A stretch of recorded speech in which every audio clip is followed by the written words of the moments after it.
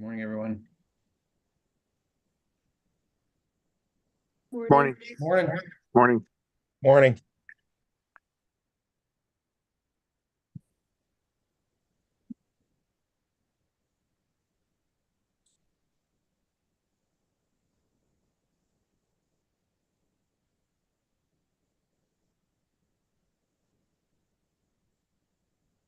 Mr. Clerk, are we ready to get started?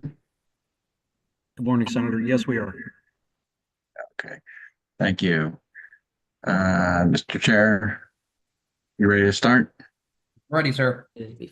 Okay, all right. All right, team members ready to start? Yep. Okay. Excellent. All right, very good. All right, we'll convene this public hearing for Thursday, February 6th, 2025 of the Executive and Legislative Nominations Committee. Many of us are on Zoom today and YouTube Live because of the weather and trying to stay off the road so our DOT can and our local public works folks can do their jobs and stay safe. So, any remarks by my co-chair? All set, sir. Okay, thank you.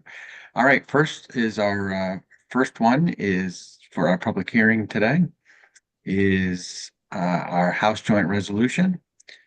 Sonia Worrell Asari, is that correct? Windsor to be State Elections Enforcement Committee. Are you here?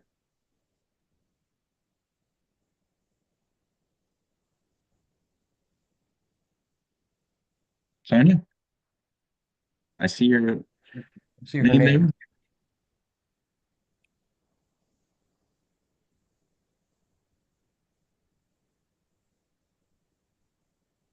Okay. Let's just pause for a second then. Okay. Hello. Hello. Hi. It looks like the way that I'm brought into the system, I apologize. It looks like I am a attendee. So are you able to hear I or can hear you. I can't see you. I don't know if your camera's not on, but I can my hear you. camera is on? I think it's maybe an IT issue, the way that I was the link that was given to me. It's almost as if I'm a um non-panelist, if you will. I don't know I if see, there's something. like an Okay. I attendee. just got an Okay. option. I just got Oh, you got an option. Okay. First time for most of us to being remote again. Absolutely not a problem. Are you able to see me and hear me okay now? Uh, we can. Hello. There you are. Okay, perfect. Thank you. How you Thank, doing? thank you so much for having me here. Of course, of course. Before we start, if you can raise your right hand, and you promise swear or affirm to tell the truth, whole truth, and um, nothing but the truth, I guess. Is that the Representative Concepcion? I forgot the script here. Is that it pretty much? Do you promise to swear and affirm to tell the truth, the whole truth, and nothing but the truth? That's pretty I much it. I do. Okay, very good. Thanks. I'm rusty too. I haven't done that in like a year or so. So Absolutely. Thank you. now you please commence on your opening statement, please. Absolutely. Thank you, Chairman Duff in Conception, Vice Chairs Looney and Godfrey, and Ranking Members Kelly and Yarsi. And I apologize if I said any names incorrectly. And distinguished members of the Executive Nominations Committee, my name is Sonia Worrell Asari. I'm honored to be nominated to serve on the State Election Enforcement Commission, hereinafter I refer to as SEEK. I am an attorney by trade, a compliance officer, adjunct professor, wife, and mother. I've served in several legal and leadership roles in the state of Connecticut. In addition, I have been an adjunct professor at Capital Community College, Central Connecticut State University, and University of Hartford, teaching micro and macroeconomics as well as business law courses to undergraduate and MBA students. In 2022, I joined Blue Cross Blue Shield of Rhode Island as the Chief Compliance Officer. In my role, I lead the Corporate Compliance Department, the Government Programs and Compliance Team, and Commercial Compliance Accreditation Team. Prior to joining Blue Cross Blue Shield of Rhode Island, I served as the Regional Director of Integrity and Compliance for Trinity Health of New England, where I was responsible for conducting investigations, audits, drafting policies and procedures, and handling any compliance matters as they appeared. I also work closely with our Diversity, Equity, Inclusion Department, conducting trainings and investigations and implementing inappropriate corrective actions as needed. I held several legal and director level roles for the state of Connecticut during my 10-year tenure.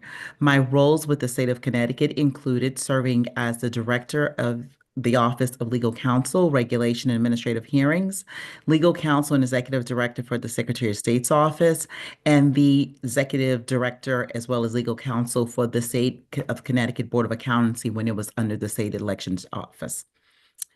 I'm sorry, so under the Secretary of State's Office.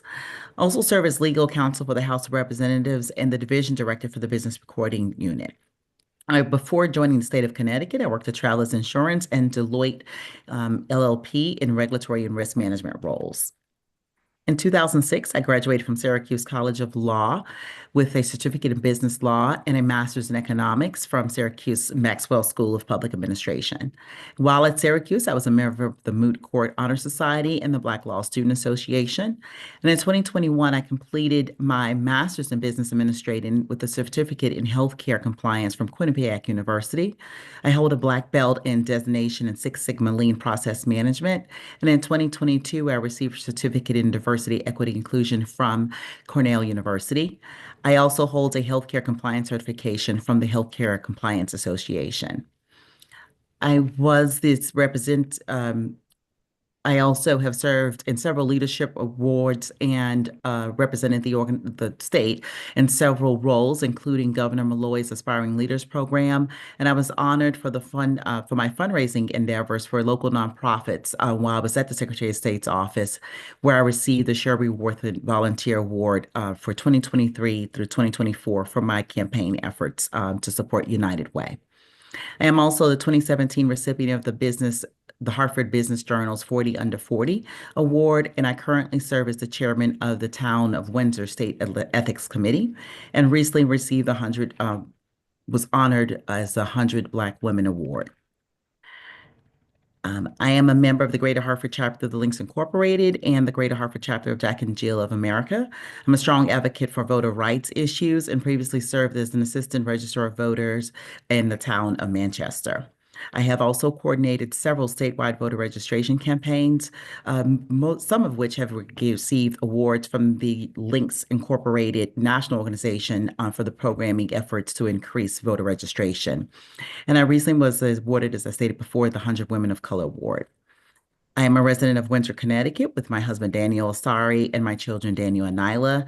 I enjoy volunteering, as you can see, fundraising, mentoring, vacationing, and spending time with my family. And I'm most certainly grateful for the opportunity to appear before you today and to provide my testimony in support of my nomination to be a member of Commissioner of SEEK. And I welcome any questions you would have for me at this time. Thank you, and thank you very much for your testimony. I appreciate it. I just have a couple of initial questions for you. This is your first appointment. Have you been to any meetings yet? Yes, I have. So I did come before the committee last year. However, my nomination did not proceed, but I have been attending meetings since last year. So it's over a year now. And can you talk a little bit about your experience on SEEK and the time that you've been there? What are the strengths and weaknesses of SEEK, as you said? Yeah, thank you. I would certainly say it's been an interesting time to join SEEK. As you may be aware of, we are currently in a position of looking for several key staff members, including executive director. So my time there has been interesting from that perspective. However, I have definitely witnessed that the commission is operating at a really good level considering that they have so many staffing restraints. However, there's definitely a need to get some additional staffing, particularly around the executive director role appointed. And what do you see as the role of SEEK? Do you see it as enforcement? Do you see it as advocacy? Do you see it as kind of a policy commission? Well, I think given the fact that their role and purpose is primarily around enforcement, but in any situation where you have a body that's put together to implement enforcement, you're going to be driving policy. As you can imagine, any decisions we make, it's setting precedent.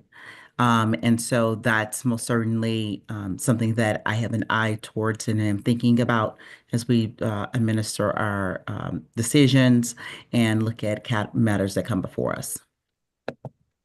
Because I think that there's, generally for those of us who use the system, sometimes there's frustration of, the legislature sets the policy, and you have various commissions or agencies who have to enforce those rules, and then sometimes feel like they're interpreting them either in a different way or they are creating their own self-part authority. And I just want to, because of the way the elections work, you feel that that's in the role of SEEK at all? I do apologize, Senator Duff. I don't know if it's my No, I can't hear him either. computer. Hey, I'm it's trying to. muffled. Yeah. Okay, sorry about that. I'll talk a little louder. So my question was, I don't think I apologize. I don't think it's your volume. I think it's something with your computer. It's almost like your speaker or something may be blocked. I'm not sure. There it Not is. sure why. That just fixed better? it. That just fixed it. Okay. Absolutely. Okay. No idea why. I haven't done anything. But my question is because it's an enforcement commission, but also, we all have had experience with SEEK at various times. So we're a little more familiar with the agency, but do you feel that there's the sense of where SEEK has to kind of present their own policies or present their own policies, I guess, outside of maybe the legislature, because the legislature sets the policy because of the nature of elections and the nature of enforcement, and how does that back and forth kind of work, do you think? Yeah, I think we do rely heavily on the regulations to support our policies. I think we've identified opportunities for clearer language within with the regulation. The staff has put forth those changes, at least during my tenure.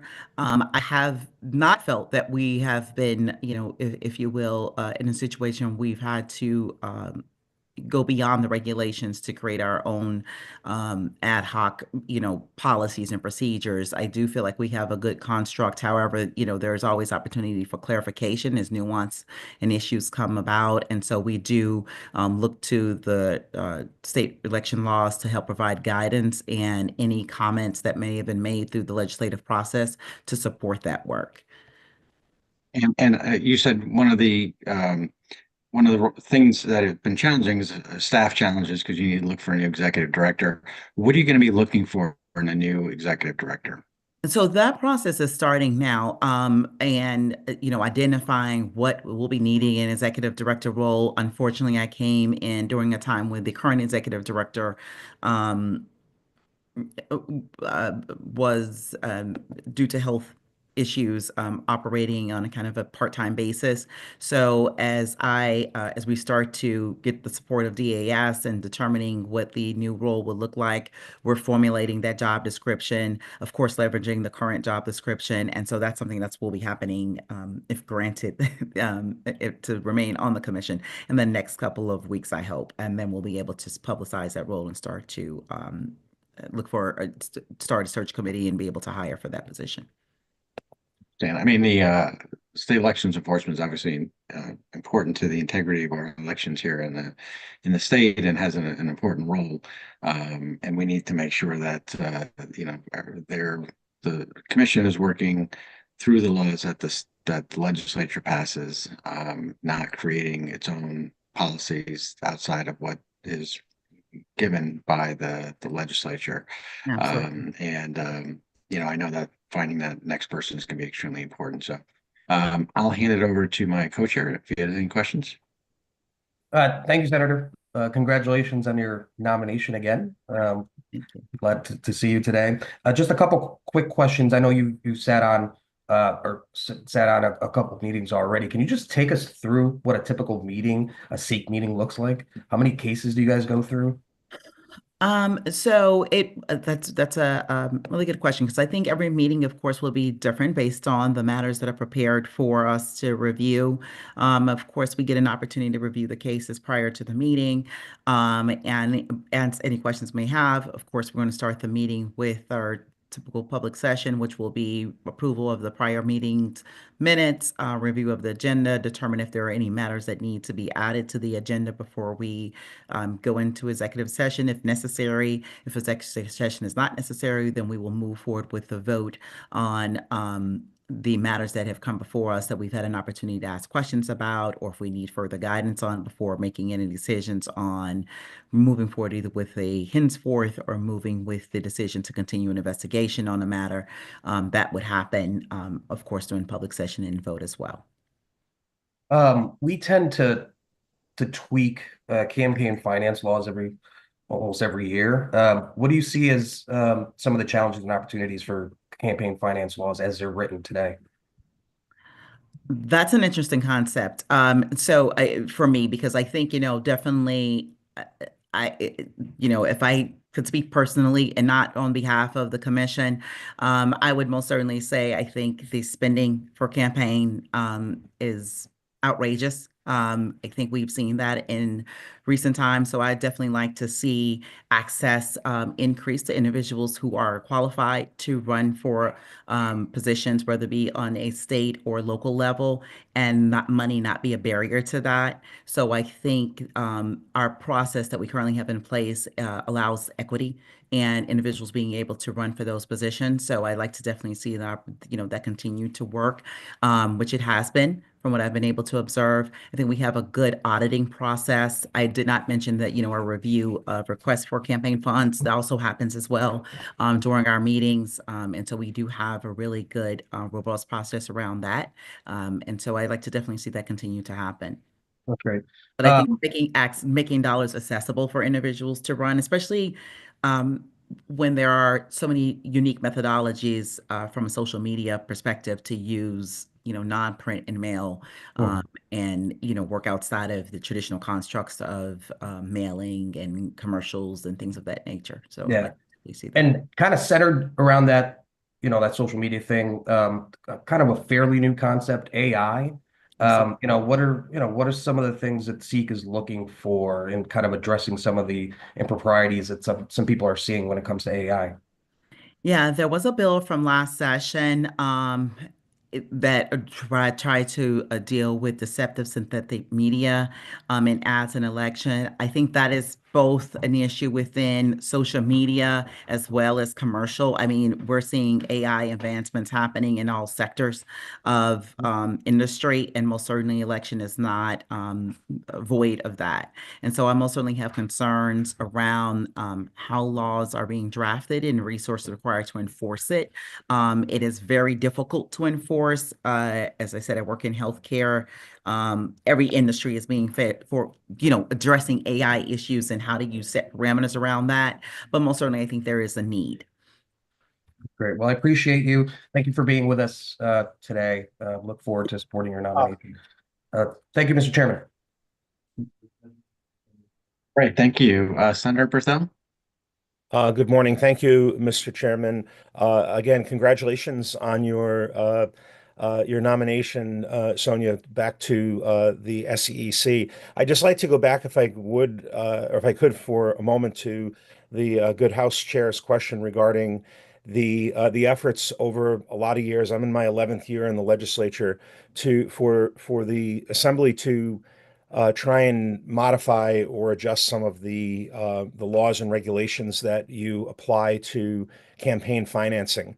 And I know a lot of times the commission will come back and and say, no, we can't do that for this reason, that reason, or sure, we can do that, less rarely to maybe accept what someone has, what a legislator has proposed. But I'm wondering if you feel there's an opportunity, perhaps outside of the actual lawmaking process of the legislature, to interact with legislators who access CEP, to understand and get feedback from them regarding some of the concerns we've had over the years of accessing the program. Because I know I personally have introduced bills in the past regarding it goes down to very detailed minutia, and they are not necessarily they're not addressed necessarily in the legislative level. But I think it would be great if the commission could, moving forward, perhaps have forums with legislators to understand what some of the obstacles are that we see, what some of some of the changes that could be made that might make your process ultimately of approving and reviewing applications for the CEP program a little bit easier. So I'll let you respond to that. I know that it's a lot. I'm sorry to dump that all on you, No, but I would welcome your comments back or your responses. Thank you. Thank you. I think that's most certainly fair. I think it's important to note we do always have, I don't know if I referenced this when I was discussing how our meeting schedules, we always have public session. And there are opportunities to request to be on the agenda and to discuss matters that are interest to members of the public, including those who would be accessing those citizen election campaign funds. And so that's something I would welcome. And again, through the legislative process and the opportunity to provide testimony on bills that are proposed, that we have proposed or that have been proposed by other entities, I think that's also an opportunity.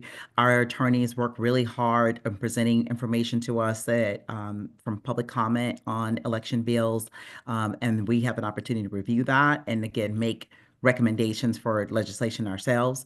And so I definitely welcome the opportunity to interact with individuals that are impacted by our decisions, both from the campaign finance perspective and even how we are regulating. So I think that's something we most certainly could welcome. Yeah, great. Thank you. I appreciate your response to my question. And I just want to be on record in saying that, I don't envy the work that you all do. I think it's an arduous process. You have potentially, 300 plus candidates before you that are seeking public financing. So I appreciate the work that's done. I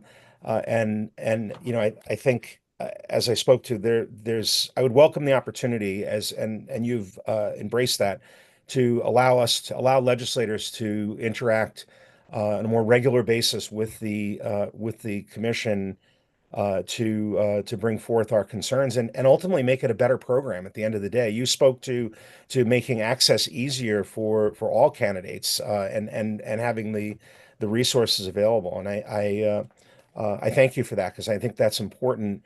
The more barriers we can remove for people getting into the political process, the better we are at the end of the day. And I thank you for that. Mr. Chairman, thank you. Appreciate the opportunity to ask a few questions. Thank you very much. Representative Yakarino, followed by Representative Nuccio. Good afternoon, all. Thank you, Mr. Chair, and thank you, Sonia, for being here. This is about your first year, is that correct? On the speak. What do you feel in a year? You have a great background as far as insurance and administrative work. The strengths and the weaknesses of SEEK going forward now, currently, and going forward. Yeah, as I stated before, thank you for that, and thank you for the opportunity to answer your question. Really, I think the staffing is concern for me. I think that's probably the biggest constraint, particularly as election issues are moving to the forefront. We do see an increase in concerns being raised to us. And so making sure that the department has sufficient staffing to do the important work of securing our elections, which ultimately secures our democracy, right? So I think that's important, to make sure that we have the adequate staff to respond to those complaints and concerns, and to present regulation and to be at the forefront of issues that are occurring. I know the state, has been in previous years and in current years had constraints around staffing, and budget dollars to do that. But I do think this is something that needs to be at the forefront. So I would like to see there be support there. as I said before, the executive director is getting someone in place that's going to be paramount so that they can have the adequate leadership. We most certainly are working with DAS and as commissioners are taking this very seriously. And so trying to address that concern and getting someone in place so that they can have the appropriate leadership to do their work, particularly during a legislative session. Having been a former executive director, having been in an agency where, there are staffing constraints, I know what that looks like. And so that's very important to me. We talked about AI being a concern. The advancements that are AI that are happening, of course, and what that could mean for both campaign purposes as well as making sure that we have informed constituents, and so that they're not receiving misinformation. So making sure that we have enforcement in process around those issues. So making sure that there's electronic advancement so that we can identify those issues and respond to them accordingly. And then continuing to do the work that we do with the many bodies that are doing election safety and security work and in law enforcement. So continue to have that access is important, which is currently in place, but just increasing that access and that collaboration is something that I think we need to really champion and moving forward on. We appreciate that. And I'm sure your office works closely with Secretary Thomas's office, Secretary of State's Thomas office for Yes. different issues that might arise. This year was early voting, I think, was successful, but it was a little, I think, more difficult for campaigns and for really the registrars. But at the end of the day, it seems to work fairly well. And I don't know if there are a lot of, if you see many violations or uptick in violations or the pretty much status quo. Yeah, I think so. Again, I don't have a major election to compare it to. I think we're consistently getting concerns that are brought before our attention, some of which are filed within good faith, some which are not. But I think our department does a really thorough job of investigating. I'm impressed with the level of investigations that we do, including, our attorneys having the ability to go out to campaign sites, to individuals who file complaints, do investigation, go into town registrars. So that's important, and they need resources to do that work. I'm very impressed with the level of work that we're currently doing around those complaints. So, when we get them and we have an opportunity to opine and make a decision on matters, I feel confident that the research has been done. And if we do give direction to do additional research or investigation, the attorneys are always more than willing to do so. Thank you. And with the ongoing investigations of Bridgeport or other violations, that's probably ongoing. Absolutely, yeah. And that's just, again, a reflection of the collaboration that happens between SEEK, the Secretary of State's office, as well as other law enforcement and federal law enforcement. So that collaboration is extremely important in spite of and in addition to the staff that we have in place. So they're able to leverage resources, and I think they do an adequate job of that. Thank you. One last question, Mr. Chair and Sonia. Foreign money, or I guess dirty money, is that becoming more of a problem, or is it difficult to tell, or in our elections? That's not an issue that has been brought to my purview within my role as a interim commissioner. But most certainly I'm aware of it from a national basis. So I wouldn't want to speak from the perspective of SEEK. Well, thank you for stepping up, and you have a great resume. And thank you, Mr. Chair, both chairs, and we need clean elections and fair elections. So thank you so much. Have a great day. Oh, sorry. Thank you, Representative Nuccio. Thank you, Mr. Chair. And thank you for coming and answering our questions. I appreciate it. I have a quick question, kind of a follow-up from what Representative Iaccarino was talking about. What exactly is your role with SEEC in election fraud? Looking at what's recently happened in Torrington and what's happened in Bridgeport, and that how do you see SEEC interacting with those types of things? Absolutely. So the complaints are brought to our attention. Either the attorneys will do an initial investigation or they'll work collaboratively with law enforcement to the investigation. We would make a decision or determination to either forward a matter to federal law enforcement if we have sufficient evidence, or if we feel like we don't have the resources to adequately investigate that, we would forward it over to federal law enforcement or state law enforcement. But our role really is to be a point of contact for individuals who feel that there has been harm done or infringements to their voter rights, for them to file the complaint. We would do the investigation and then again partner. As commissioners, our role is, once the investigation is complete, is to give the guidance and to say, okay, this is a matter we feel that either needs to be investigated further, or we can make a decision or henceforth effort, which basically is a settlement of the matter, or we feel like this needs a criminal matter that needs to be forwarded over to law enforcement to investigate, in addition or in collaboration with the work that we're doing. So basically you're doing the whole first step, the investigation. Does this warrant, criminal activity, et cetera? You're doing those whole first steps. Yes, but sometimes that's happening simultaneously with law enforcement. Okay. Which is All what right. we saw with like the Bridgeport matters. Yes. Well, I don't know if you've had an opportunity to look at, I know most people haven't. I'm a little crazy because ranking member of appropriations, but the governor is proposing to eliminate the Bridgeport monitor. And I'm wondering, like, do you feel like we're at that spot? Like, I know you mentioned resources and stuff. Do you feel like there needs to be more resources for stuff like that, or that we should be eliminating these positions? So from a legal standpoint, from the SEEK standpoint, forgive me, we would continue our investigations and do our work. So when I talk about resources, it's really, what's happening on the town level, I'm not directly involved in as far as their staffing needs are concerned. Okay. When I was speaking to staffing, I'm talking about SEEK staffing in order to do their work. Most certainly I would like to see our staff grow, but I do understand budget constraints. But I do think there is a need for staffing within SEEK. As they have an increase in matters and concerns that are brought to their attention. We talked about things like AI and the enforcement that needs to be done around that. So I think, that's where I was referring to when I was talking about human resource capital. Okay, so you guys don't really work along, you don't work in the kind of like the narrow causeway of like the moderators, or making sure that that the people who are checking in like have ID or whatever, anything like, you guys don't have anything to do with any of those processes. It's just if crime happens or if somebody reports it, then you Involved. Yes. I think you would be referring to the Secretary of State's office. They would be more or less engaged with town clerks and election monitoring. However, if a concern happens and someone, for instance, ID was not checked, or they were asked for multiple forms of ID after they'd already given a form of ID, or they were denied the right to vote, they would file the complaint with us. So it's really a good, I would say, check and balance system that's in place. So they would then come to SEEK, and SEEK would investigate that concern. Okay, last question I have on that, just for my own edification.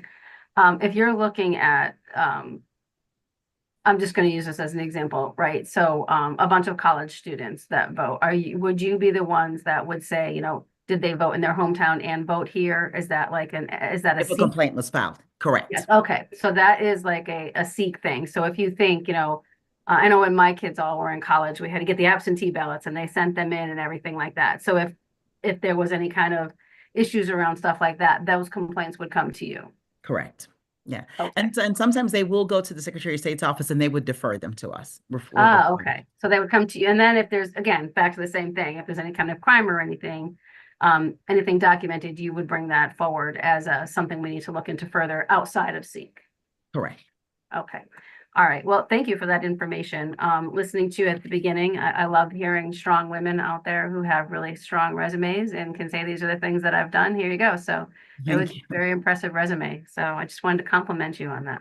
Thank you. You're welcome. Thank you. Senator Martin.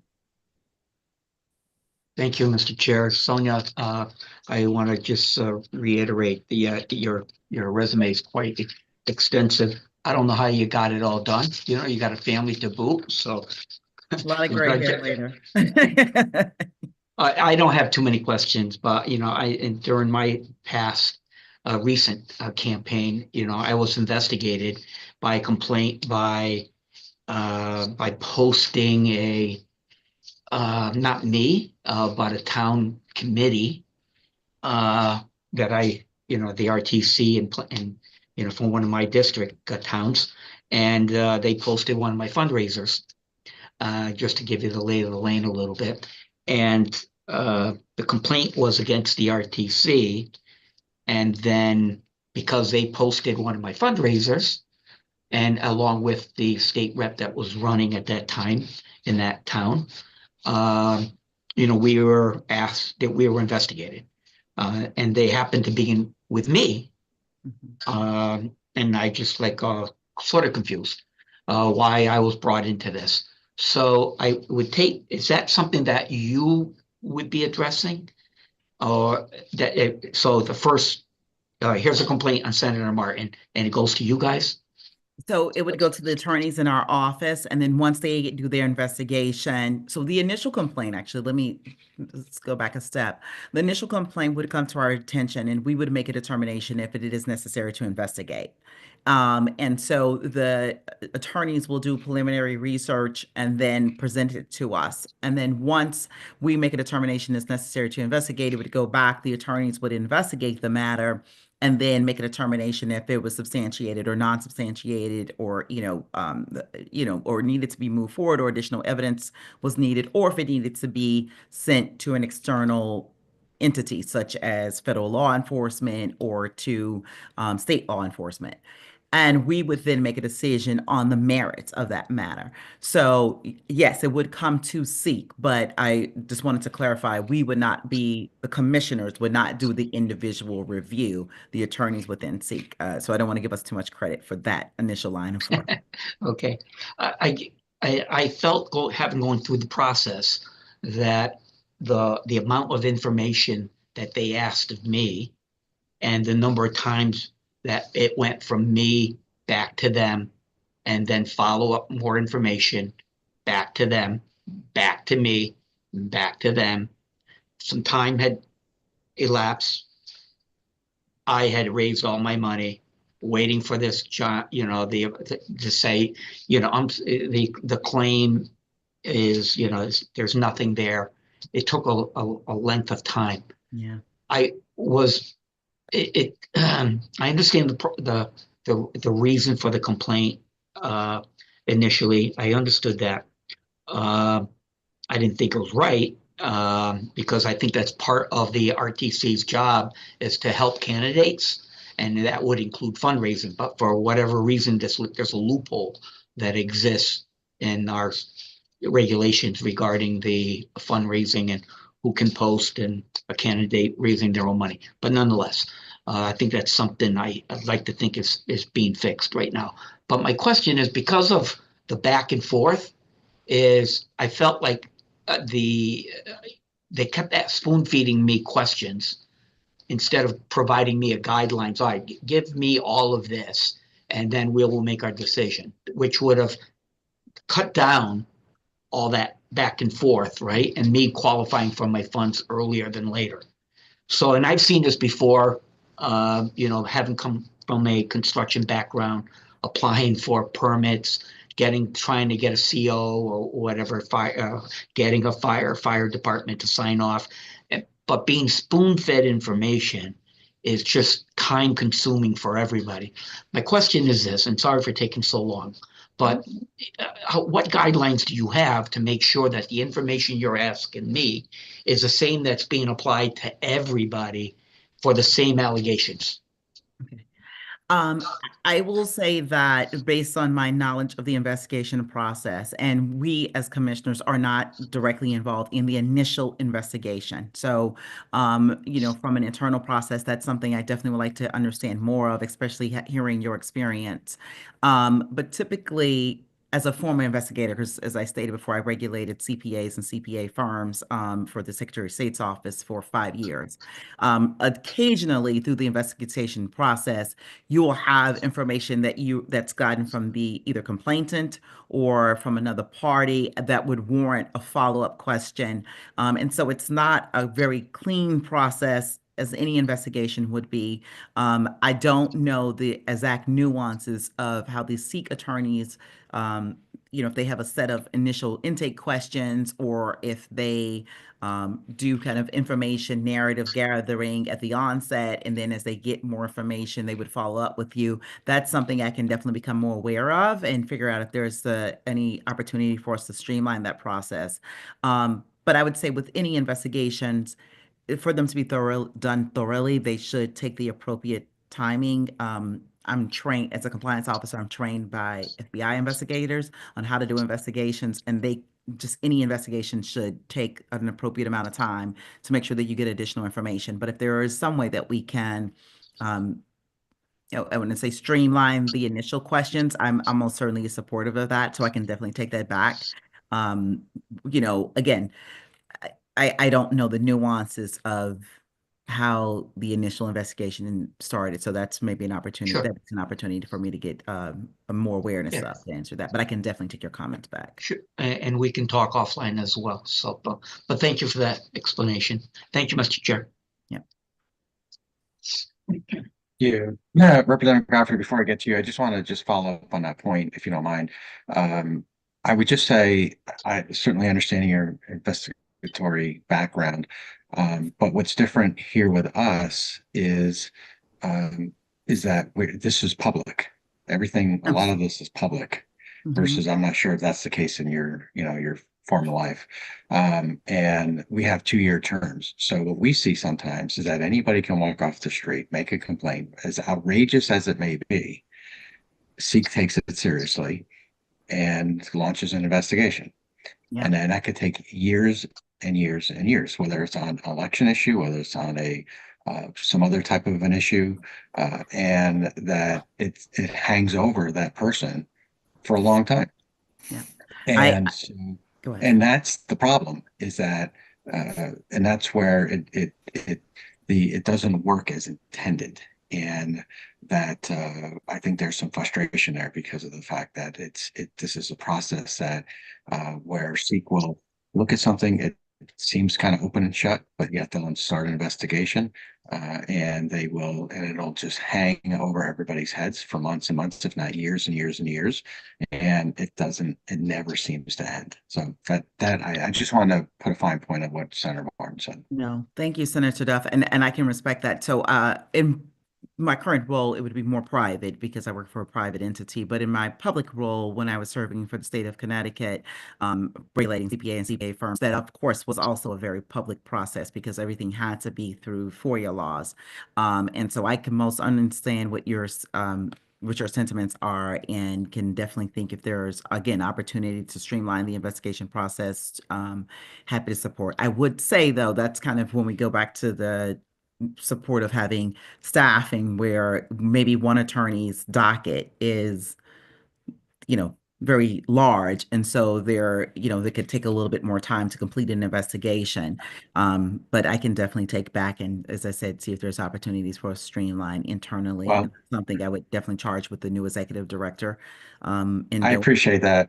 Thank you. I didn't mean to interrupt, God. I'm sorry. Not a problem. No, let me just finish. I'm sorry. Hang on one second, Representative Godfrey. Sure. I just want to say one other thing. I'm sorry. I didn't mean to interrupt your final thought. at Did all. you have anything else that you want to say? And I finish that No. sentence. No, I was just going to say that's something we would definitely charge a new executive director to look into. Is there opportunities to enhance the investigation process? And if something is not filed in good faith, which I have most certainly in my experience as an investigator, and have seen where there are bad faith complaints that are filed for a number of reasons, we most certainly want to move those quickly and not have those linger over anyone, or belabor an issue that really cannot be substantiated based on the facts. So, but that is something that we definitely would charge an executive director to look into the investigation process. I can take that back as we start our personnel search. I appreciate that. And I would also just say that, and maybe this is just me speculating, but I can almost guarantee that there's people in this committee who do not want to ask questions because they're afraid that if they ask questions, that somehow Sikh's going to go back and somehow go through their audits in a more fine-tooth comb, where they're going to do something that is in a way that is contrary to what we would expect. So I hope that's not the case. I'm certainly not accusing you of that at all. I'm just saying that as people from SEEK are probably listening to this, there are probably those who say, I'm not going to ask a question because I'm under audit right now, or I'm under investigation right now, and I don't want to say anything that's going to have somebody just get in there and say, well, let's look at this a little bit stronger. So that's I think some of the concern that some folks have on some of these things, that need to be, when you're looking for an executive director, you're looking about how the agency carries itself. That's the culture needs to be addressed on that. I appreciate that comment, and I most certainly will say, as a commissioner, that's something that I would definitely frown upon. I would hope that that would never be the case from the agency. As I said before, I work within the agency on a day-to-day basis, but that's something I would be strongly against, and would admonish publicly that an individual should not be, if there is an investigation that is ongoing, or someone currently has a application for election campaign funds, that they would not be treated any differently than any other applicant because they were asking me a question in this form or raising a concern in this form that, again, would go against the democratic process that we're following right now. And I would completely admonish that if I were made aware of that happening. That I just didn't want to leave that unsaid, because I know that there's always that tension there. So especially with the previous advocacy of seeking some in the building, and that is important. So we all got to work together. Representative Godfrey, thank you for your patience. Thank you, Bob. Actually, you hit on a couple of issues that are of concern to me too. So, of course, I know you from your work with the General Assembly, and congratulations on your nomination. I think it's an excellent choice. Where in the executive director search is the commission? How soon do you think that'll come to an end? Okay. And I can speak to from a public perspective, what I can say publicly, and I say that just because I understand. director, their medical of course, retiring. So I just wanted to make that clear.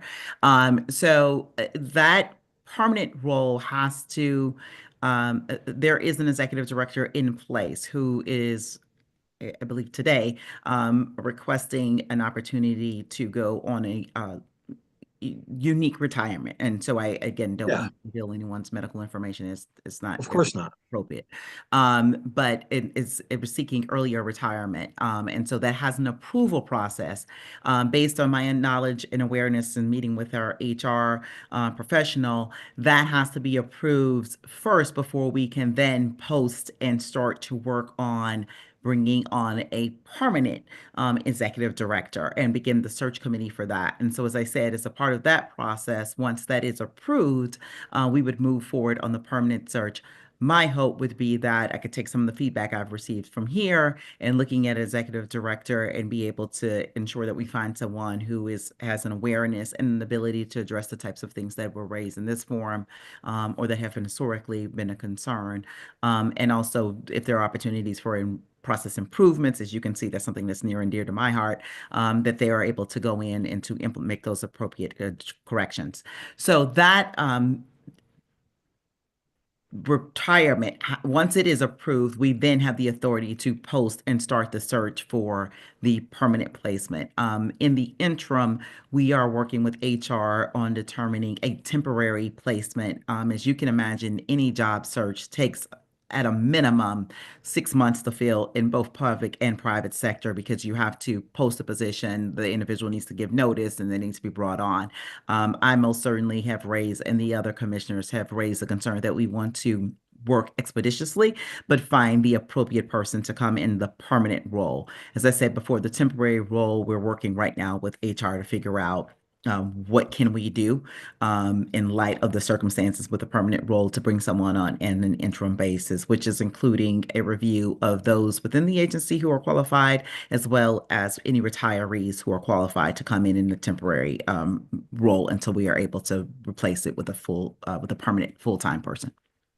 That's very heartening, because of course we are now in the middle of the budget process, and there's been issues that I've experienced, let alone come to my attention over Seek, that there's two big concerns kind of in my mind. Number one is getting more and more difficult to find people who are willing to be treasurers because it's getting more and more complicated. And I'm hoping through your executive director and at the guidance of the commissioners that perhaps we could go through all of the requirements to try and make it so that it is easier for a treasurer to be a treasurer. Your staff is wonderful. They're helpful.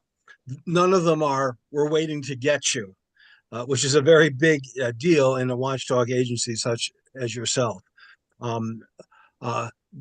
You are understaffed. I haven't had a chance to go through the budget documents yet.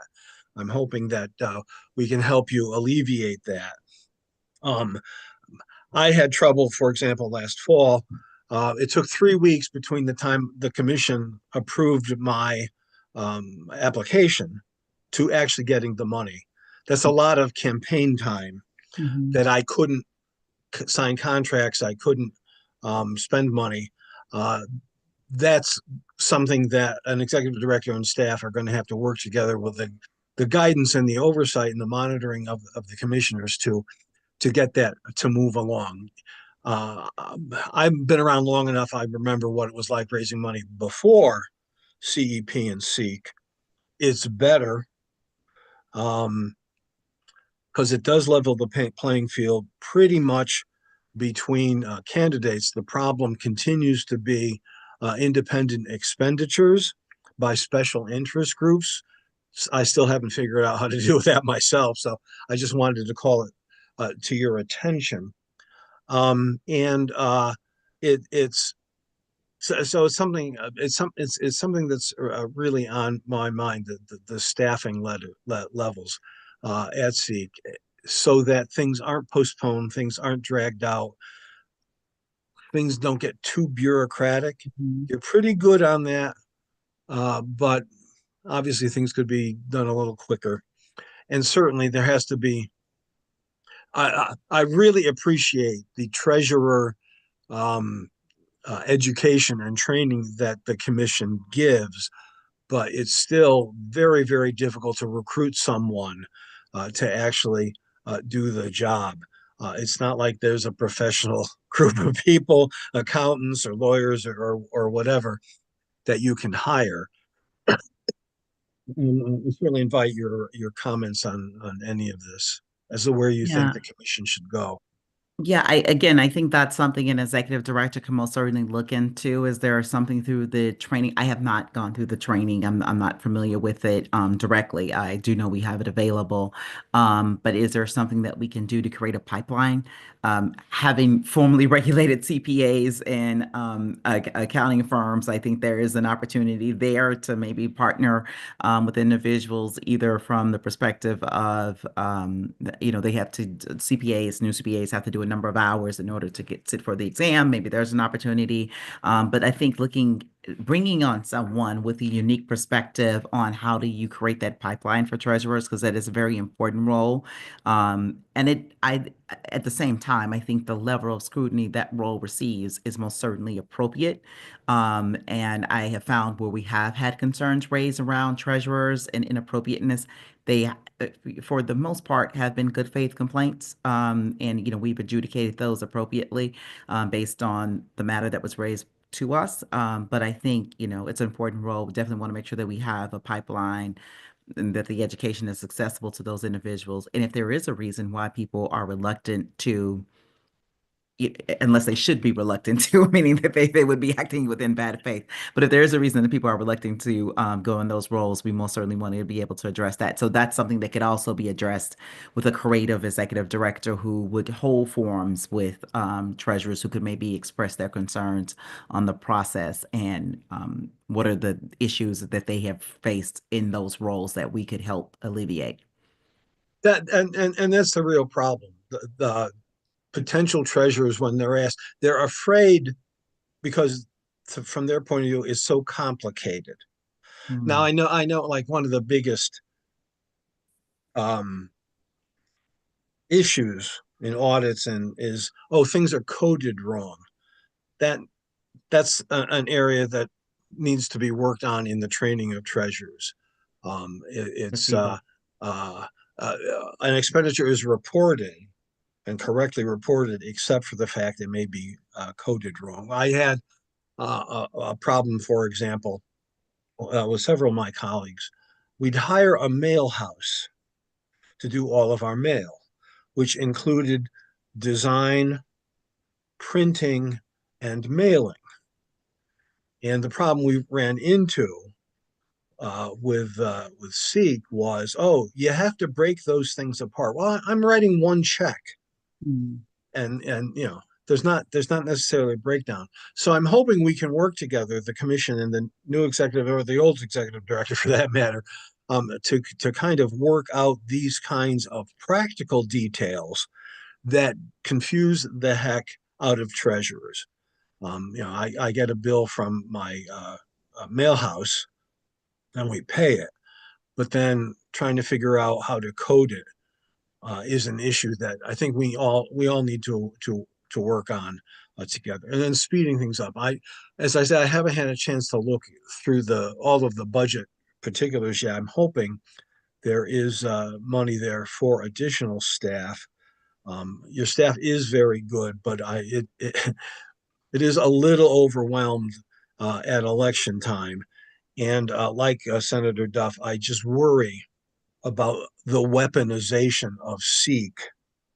There are too many people who are getting involved in elected politics whose conduct is inappropriate.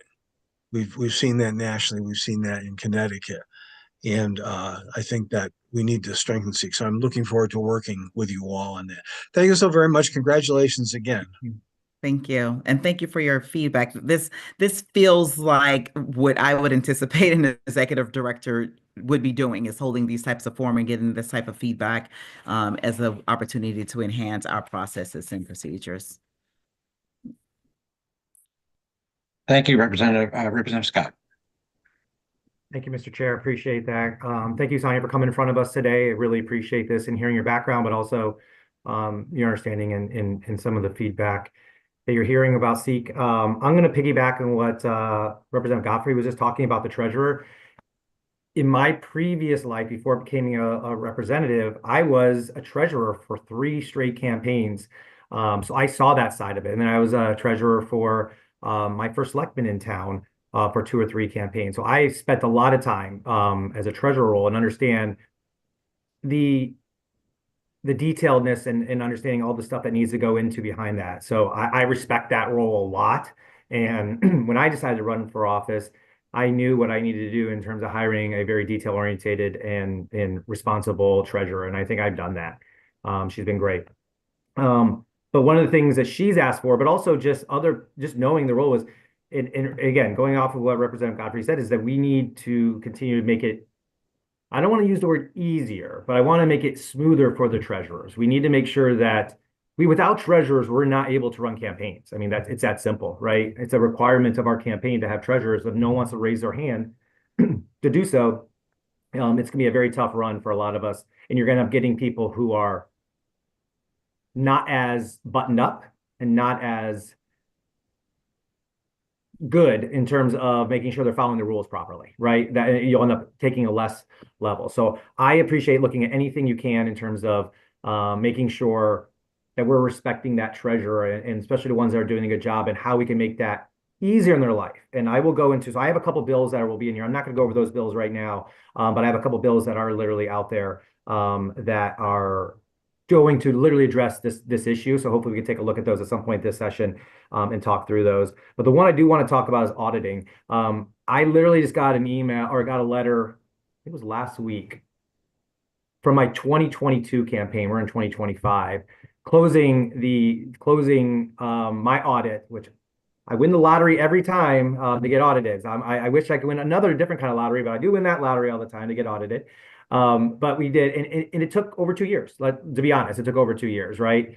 One of my bills I do have in is keeping it within a year. After everything is submitted by the due date that you require, as the SEEK requires, to have 1 year to look back and do that and close that out. Because what's also happening is now the treasurer is getting built up. I mean, my treasurer has one that's almost 5 years old now that's still open. She has to keep those files. She has to keep going back to SEEK and answering questions. It's an extra burden. And I understand we want to make sure we're doing the right things and those dollars are spent properly, 100%. But again, it's eliminating some of those burdens on the treasurer. And I know a lot of it's going to come back to Sonia, and you've mentioned before, is need additional headcount. And I think that's something that, as Representative Godfrey said, hopefully it's in the budget. That's something we understand and we need to make sure, because it's going to make all their lives easier, including our treasurer. So one of the things is just the audit. The audit process is a little annoying. You have to submit on this day, and all of a sudden then we don't hear anything for well over a year, year, 2 years. It is a little annoying to leave that open and have to worry about that, and also get questions along the way. So just wanted to kind of call that out. Again, nothing necessarily for you to respond to. Just kind of, as I saw you taking notes, just jot it down. Let's have that conversation with the executive director when they come on and see how we can streamline that process. I think it would make everyone's lives a little bit easier as we continue on this process. So thank you for coming in and talking with us. Yes, thank you. And my apologies that I did not normally say, forgive my downward gaze, because I am taking notes as you're talking. And so, yeah, absolutely. Those are things that I think most certainly an executive director could be mindful of. Even in the interview process, again, someone with a creative mind who can think about current processes. Is there technology? I do audit work as well as a compliance officer. So are there technologies or are there resources that they can use to help streamline the process or create some parameters around auditing that could make it more timely? I can definitely understand how that could be burdensome to anyone to have an audit open for 5 years. Although I deal with federal government audits and they can be lengthy as well. So I'll just, and those are much larger, but most certainly we can definitely look at it. Is there any processes to streamline? I can take that back. Thank you. Thank you. Yeah. Thank you. I see Senator Looney on. I wasn't sure if you had a question at all or not. You're on mute, Senator. Thank you, Mr. Chairman. Can you hear me now? Yes. I wanted to congratulate the nominee, but as the members have said, we all celebrate the creation of SEEK. Those of us who were in the legislature when it happened, when it was created, recognize that it has as the public financing of our campaigns has provided the great benefit of being able to keep lobbyists and big contractors at bay. And I think it has inspired public confidence. But the problem has been, as many have pointed out, is that the implementation and the difficulties that we run into with the minutia during campaigns has really, I think, hurt the morale of treasurers in particular, who have to comply with these kinds of questions, like someone saying that they couldn't read a 6 as opposed to a 5 on a $5 contribution, had to go out and verify whether it was $6 rather than 5. Who gives $6? Nobody. It's $5 contribution. So you get these kinds of minutia. Now, understand there are public dollars at stake, and everyone wants to be responsible. But in some cases, it really does amount to harassment. Again, I think I was selected for audit several cycles in a row, including one of the times where I had a significantly reduced grant because I didn't have an opponent, but went through the process anyway. One of the things that was most frustrating for my treasurer was having submitted all of the documentation requested, and then getting another request from SEEK to submit the documentation saying it had not been received. In one case, that happened 3 times. So that is just sloppiness within the agency, and really creates anger with the people who are trying to comply and are then being told to resubmit something that they've already complied with. So it shouldn't be that difficult. It shouldn't be like running a gauntlet to work with the process. So I hope that in your role there, that you will be an advocate for fairness to candidates, to treasurers, to campaigns, and holding the SEEK staff accountable for being efficient. Thank you for your feedback. Thank you, Senator Representative Prescott. Thank you, and congratulations. And I just wanted to echo what Senator Looney was saying. when he pointed out getting flagged for a $6 a contribution when the minimums are $5, and having to backtrack your donors for something like that does get a little infuriating. And I am also on that lottery winning list of getting audited. This was 3 years in a row, and I think the only reason why I didn't get audited this year was because there's the rule where you can't go 4 times in a row. But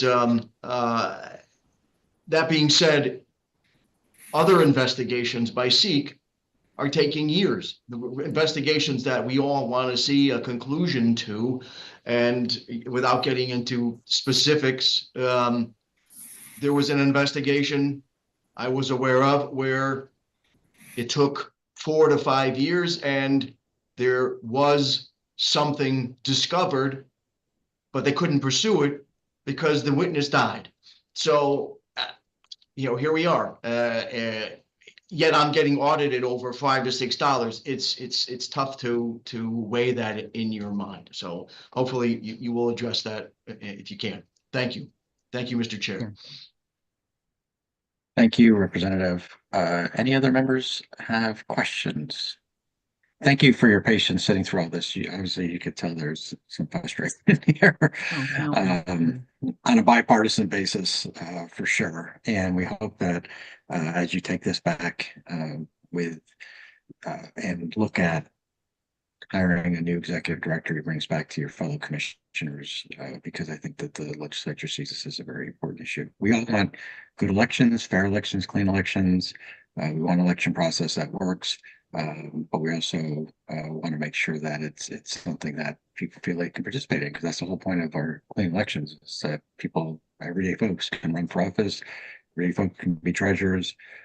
There's a skill set that's there, but not to be. I mean, we had literally in the last election cycle SEEK staff that knocking on doors in a building to see if that contribution was correct, and then to Representative Scott's point and others, then it takes years to do audits. It's like there's something not right there when those things happen. So something's run amok, and we need to rein that back in again. Okay, thank you. I don't see any other questions at all.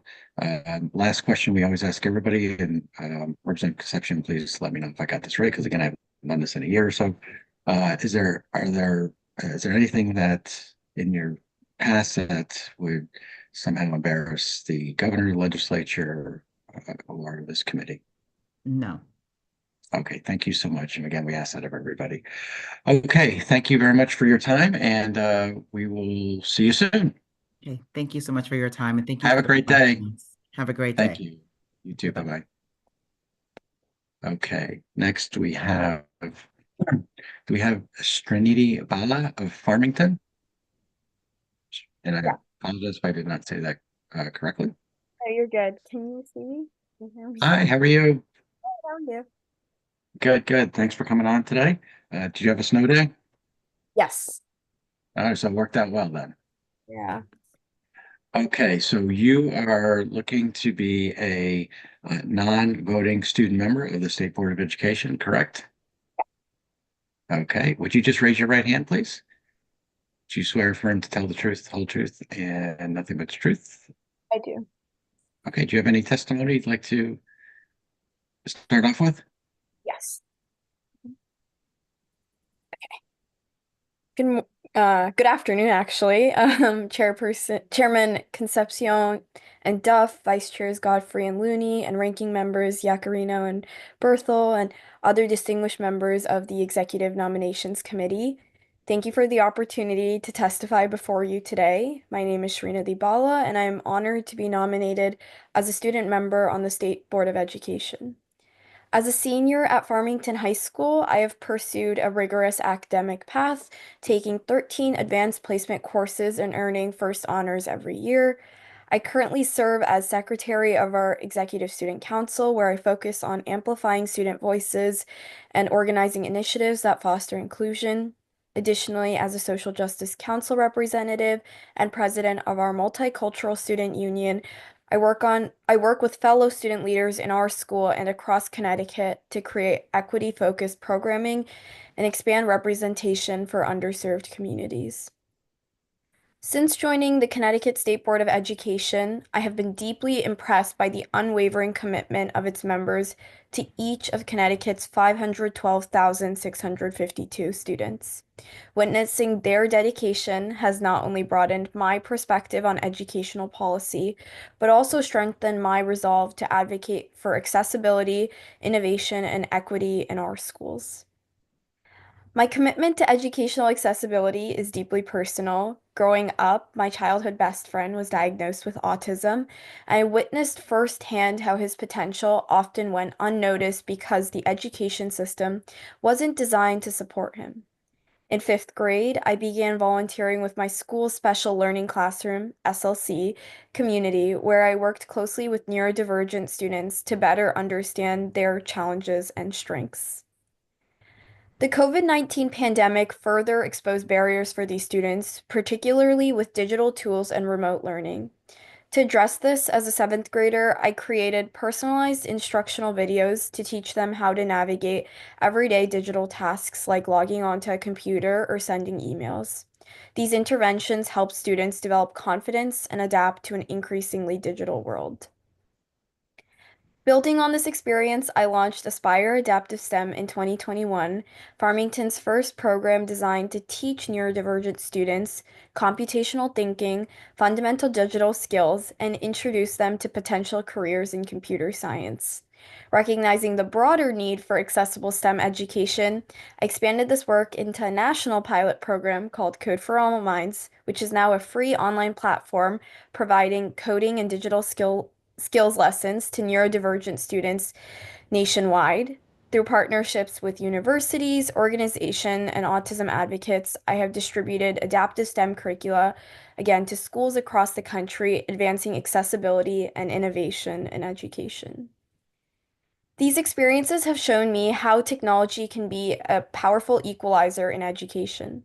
As the sole youth advisory board member for both the Infosys Accessibility Living Lab and Happy, helping autistic adults perform and excel, I've contributed to creating inclusive technology solutions and workforce ecosystems for individuals with disabilities.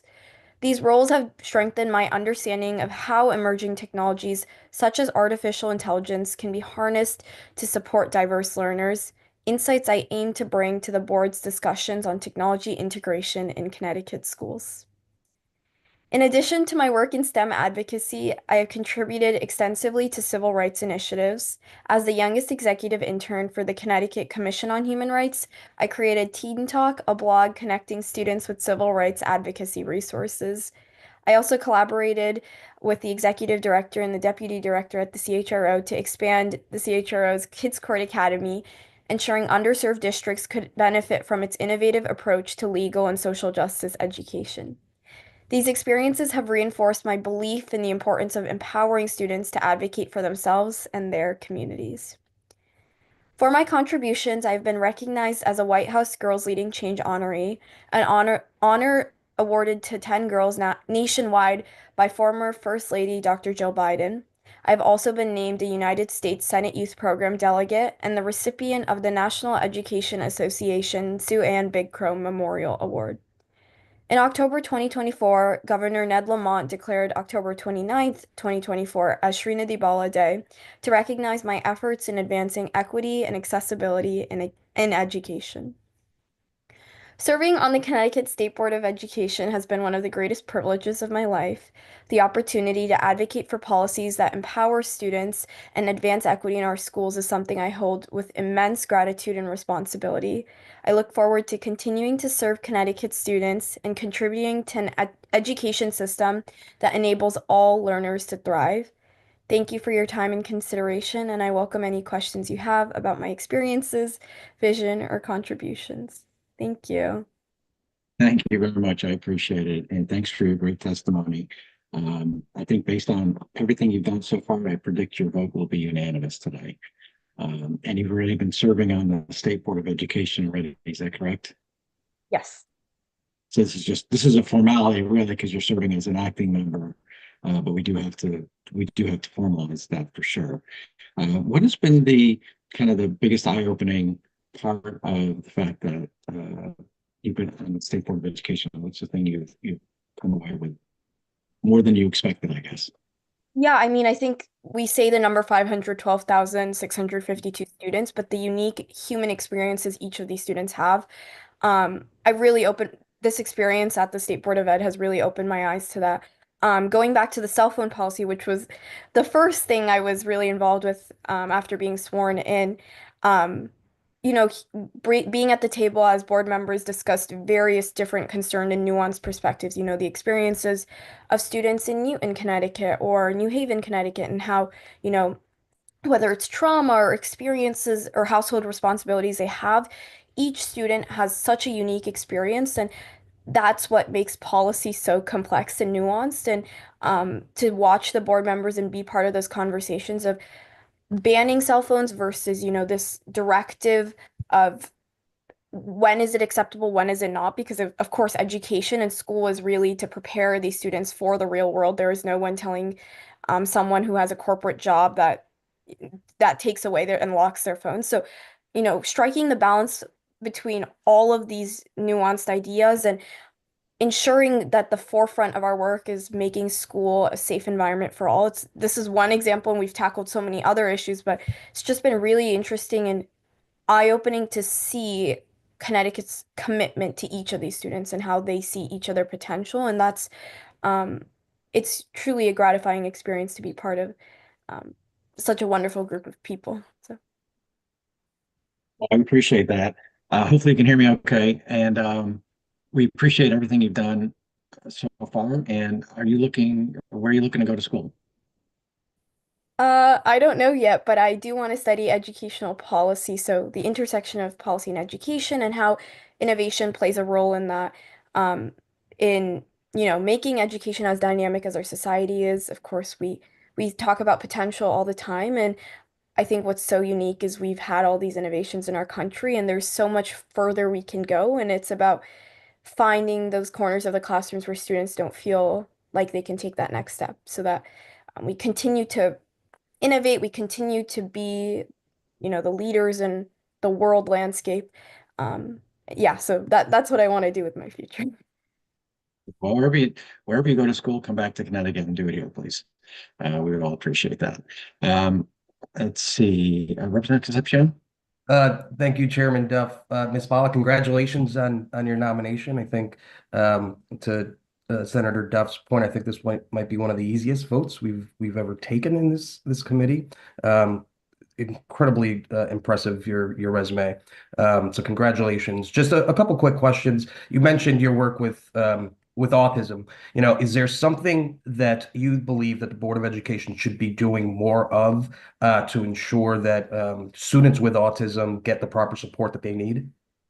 Yeah, I think what's so interesting to see it at a state level is I have very individual interactions with neurodivergent students, but the policies that the board is working on and what the Department of Ed also does is encompassing, bringing all students to the same level and getting whatever equitable resources they need to, obtain these opportunities. The work I do is very much like, how do you take that next step? But everyone needs to get to that same line. So I think what the board continues to do about workforce readiness and really intervening individually into districts is very eye-opening.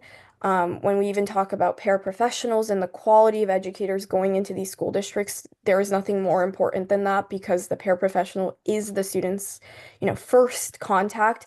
And in ensuring like the classroom environment itself is an SEL space where social and emotional learning are very important and create that in community. And I think it's an ongoing process because every scenario and every district and every student is so unique. But I think we continue to think about how we prepare them for the innovative and dynamic world we live in. So not only making this environment so inclusive across Connecticut, but then addressing, again, technology. We talk a lot about AI. How are these playing a role in neurodivergent students' lives? And so it's an ongoing conversation, something that will continue to happen. But I think the board does such a wonderful job in encompassing the needs of all students. That's great. you were in such a critical, age or time period when COVID kind of changed the world. What have you seen kind of as a difference between, pre-2020, especially given the issues around mental health with some of our students? Are we doing enough on kind of the Board of Education side, even on our side as legislators, to support students post COVID, given the increase in mental health awareness? Yeah, I mean, we see that with chronic absenteeism data year in and year out. Students do feel less motivated to come into the classroom, and a huge role, what is really important to that is how much they feel like they belong in the classroom environment. And we see those numbers getting better over time, but again, it just goes back to the connections they have with educators, someone in the building who makes them feel like this is a place they want to go. There's no more of a horrible feeling than feeling like, oh, my participation, my attendance doesn't matter. So I think there's so many layers to that in terms of mental health, and phones do play a huge role. If you're being recorded in class, or if your social media and phones in general do play a role in that, and that's something the board has already tackled. But I think again, ensuring educators feel motivated to make those personal connections, like they have so many things on their plates. But the student is the most important thing at the end of the day. So it's an ongoing process again, but personal connections are what will never be replaced by any kind of technology or anything else. So I think that's what we'll continue to work on. Appreciate that. And my last question, it's somewhat to what Chairman Duff mentioned, trying to retain talent like you to ensure that whether you stay in state for school or you go out of state, what can we do more of as legislators, as we're looking kind of at the future of the state of Connecticut, to ensure that talent like yours stay in state or come back after you go out of state for college? I mean, Connecticut has world-class institutions here, so and I think it's wonderful how much of a melting pot Connecticut has become. I don't think there is one thing that draws me back to coming into Connecticut, but I think what we can continue to do is show how much we're leaders in every sector, insurance, education, the list goes on, but whether it's stipends or financial assistance, I think Connecticut is a model for so many other states. So to be part of, the group that will be a role model for 49 other states or all other industries is the kind of message we need to continue to send.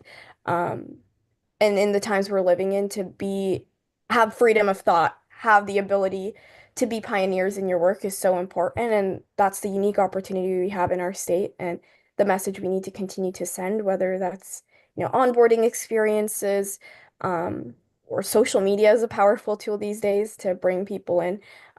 But I think there are so many unique opportunities that need to be highlighted. Thank you so much. Congratulations again. Always in awe of the talent that we have here in this state, especially given what I was doing in high school, which was nothing like what you're doing. So congratulations. Look forward to supporting your nomination. Thank you, Chairman Duff. And that's a testament to the Connecticut public education system. So I'm a product of that. So really want to give back to the same system. That's wonderful. Thank you so much. Thanks, Chairman. Great, thank you. Senator Berthel? Yes, thank you, Mr. Chairman. Ms. Bala, congratulations on your nomination. I have more of a statement to make, and then I do have one big question to ask you afterwards. First of all, you already alluded to you didn't allude, you shared with us your remarkably impressive experiences and background for someone who, I believe you started out by telling us you're a junior in high school. I'm a senior. You're a senior in high school. Okay, so my apologies. But what you have accolished in your 17 or 18 years of life is impressive for a young person. Who is someone speaking? Oh, sorry. Thank you, Mr. Chairman. So I applaud that. But what I would like to say to you, and I've been on the Education Committee virtually my entire time in the legislature. I'm a former Board of Education member for my hometown of Watertown. I have a master's degree in education. This is something I'm very passionate about, and it is so incredibly exciting to see a young person like yourself who not only appreciates and has taken advantage of public school education, but who wants to move forward and continue to support that. But I would say to you that you should, at some point in time, and you probably are going to tell me you've already done this, you need to thank your parents and the adults in your life who have supported you and recognized your brilliance and your love and passion for education. And as you move forward, to thank as well the teachers that have supported you and those that will continue to support you. We are so very fortunate to have young people, as the chair spoke to a moment ago, in Connecticut, who I think hopefully will come back to Connecticut and stay here. But here's my big question for you. Okay. You probably know from the time that you've spent witnessing the discussions and participating in the State Board of Education that despite our bipartisan efforts over a lot of years to recruit teachers, minority teacher recruitment, general recruitment of teachers into our public schools, we still struggle to attract talent, to attract young people like yourself who are not in Connecticut to come and teach in, as you said, we have world-class institutions of higher education in Connecticut. We have some of the best school districts anywhere in the nation. We have incredible outcomes in many of our districts. We do still struggle with some of that learning gap that we try to address. How do we encourage young people to come and work in Connecticut and be teachers and continue our tradition of providing some of the highest quality public school education? Yeah, I think there's so many layers to that, and I mean the educational educator shortage is across the country, and but I think what's so unique is, in my experience, is understanding what education encompasses. Like we have a very narrow-minded idea of what being a teacher is, what working in the public school education system looks like. Um, but there's so much more to that. Not everyone wants to be a history teacher. Not everyone wants to be a math teacher, but there are so many other routes you can go in being a part of this field and pushing it forward. And it's really interesting on the board to hear what the Department of Ed is actually doing, and these these educator programs where they're going into middle schools and high schools and showing students what the field looks like. But I think the biggest thing we have to continue to do is put people who look like these students in front of them. That is so important in every district in our state. I know there's so many certification programs and diversity initiatives, but whether that's our own commissioner of education or different people on the board who have different experiences, or like people at the Department of Ed or senators, or everyone who can show them what education looks like and what their unique experiences are in the field. As a student, it's very easy to fall into the trap of going into what's familiar and what you're exposed to, and not every student has a close relationship with an educator. But what we can continue to do as a state is, bring people who look like them to the table and show them what the field looks like and how it will continue to grow and how it will continue to encompass more than just instructional teaching. There's so many other things that we will venture into in Connecticut.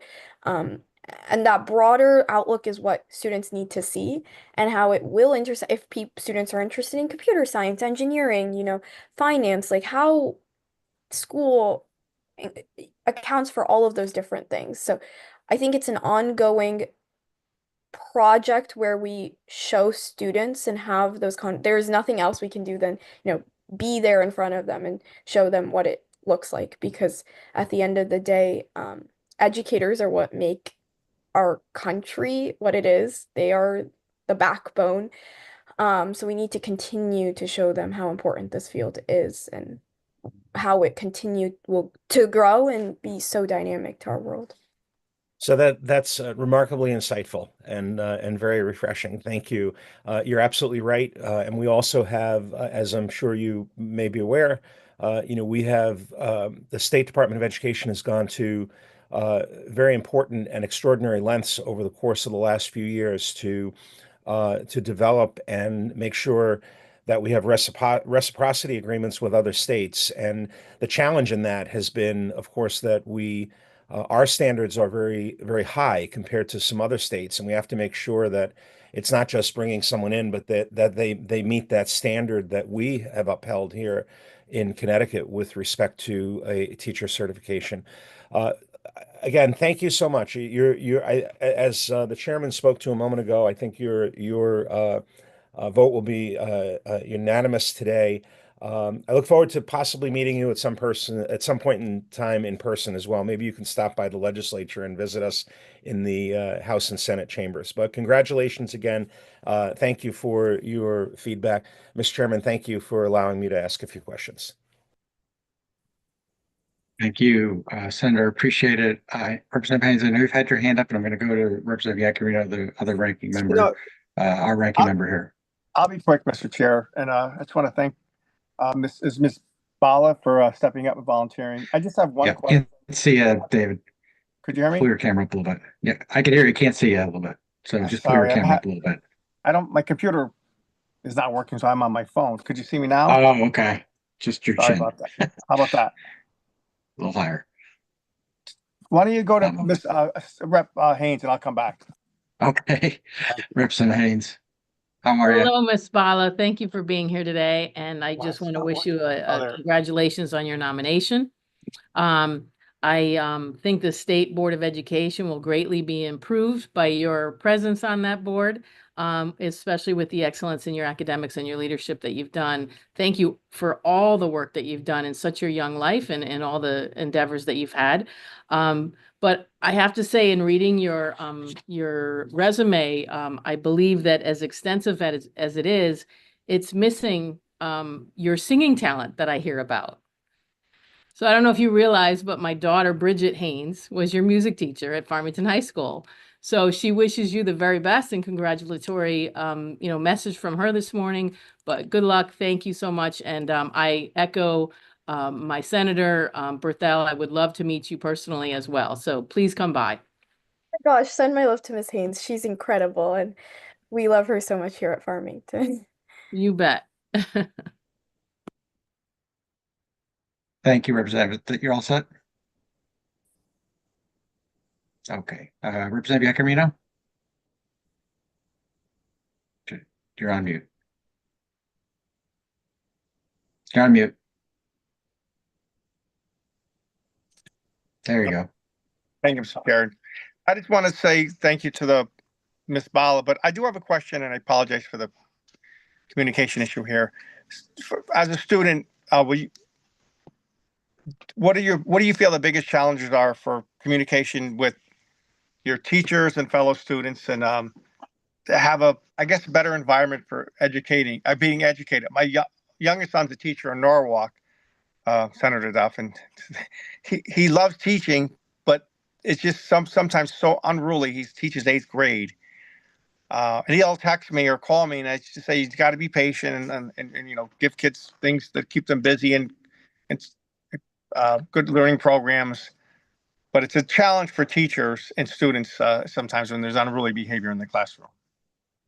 Yeah, I think that's a huge challenge that educators have across the country, and it goes back to how tumultuous and how complex the current world we live in is, and how the student's life intersects with so many other things, and we never really understand what's going on outside of the classroom and the unique challenges they face. So that behavior is sometimes the result of all of the stress that's mounting. And I think there isn't one intervention, but it goes back again to what I firmly believe is personal connections. I've seen the power firsthand of when an educator intervenes and just has a conversation and hears the students' perspectives, because a lot of times they're just waiting to tell someone what's been going on and they have no other outlets. So there is nothing more important in the education system than those personal connections we have with educators. They're the people we see on a daily basis. They kind of become like our second family. So a lot of times I do believe that when we make those individual interventions and have those conversations,